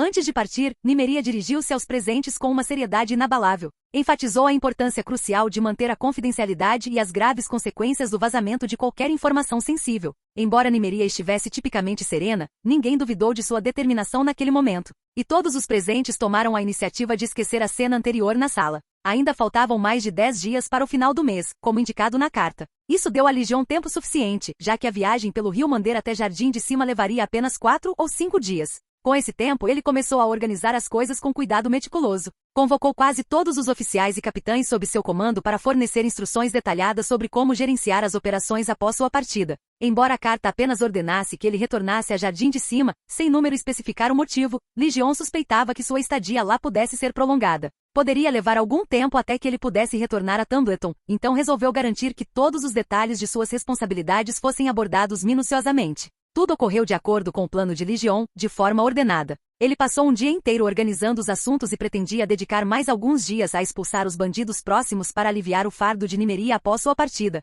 No entanto, os planos muitas vezes não acompanham as mudanças. Uma carta de Porto Real fez com que seu tempo, antes amplo, parecesse escasso. A carta foi entregue por homens a serviço de Varys, contendo apenas uma breve mensagem solicitando que Lygion fizesse uma viagem a Porto Real, sem maiores explicações. Mesmo assim, Lygion imaginou que poderia envolver as armas e armaduras forjadas em aço valeriano. Quase 6 meses se passaram desde a última vez que ele discutira o aço valeriano com Varys. Sem qualquer comunicação posterior, Lygion presumiu que Varys encontrara dificuldades na refusão do aço valeriano, ou estivera preocupado com outros assuntos. Consequentemente, Lygion se absteve de fazer mais perguntas. Agora, com esta carta inesperada, 2 possibilidades lhe vinham à mente: ou a refusão havia fracassado ou havia dado certo. A viagem de ida e volta para Porto Real levaria vários dias, mesmo com viagens incessantes dia e noite. Reconhecendo a urgência, Lygion não perdeu tempo. Após informar seus subordinados e Nymeria sobre a situação, partiu para Porto Real com 3 cavaleiros. Glory queria acompanhá-lo, mas Lygion o impediu. Ele instruiu Glory a patrulhar as tribos selvagens próximas a Tumbleton para manter uma presença dissuasiva e evitar perturbações em sua ausência.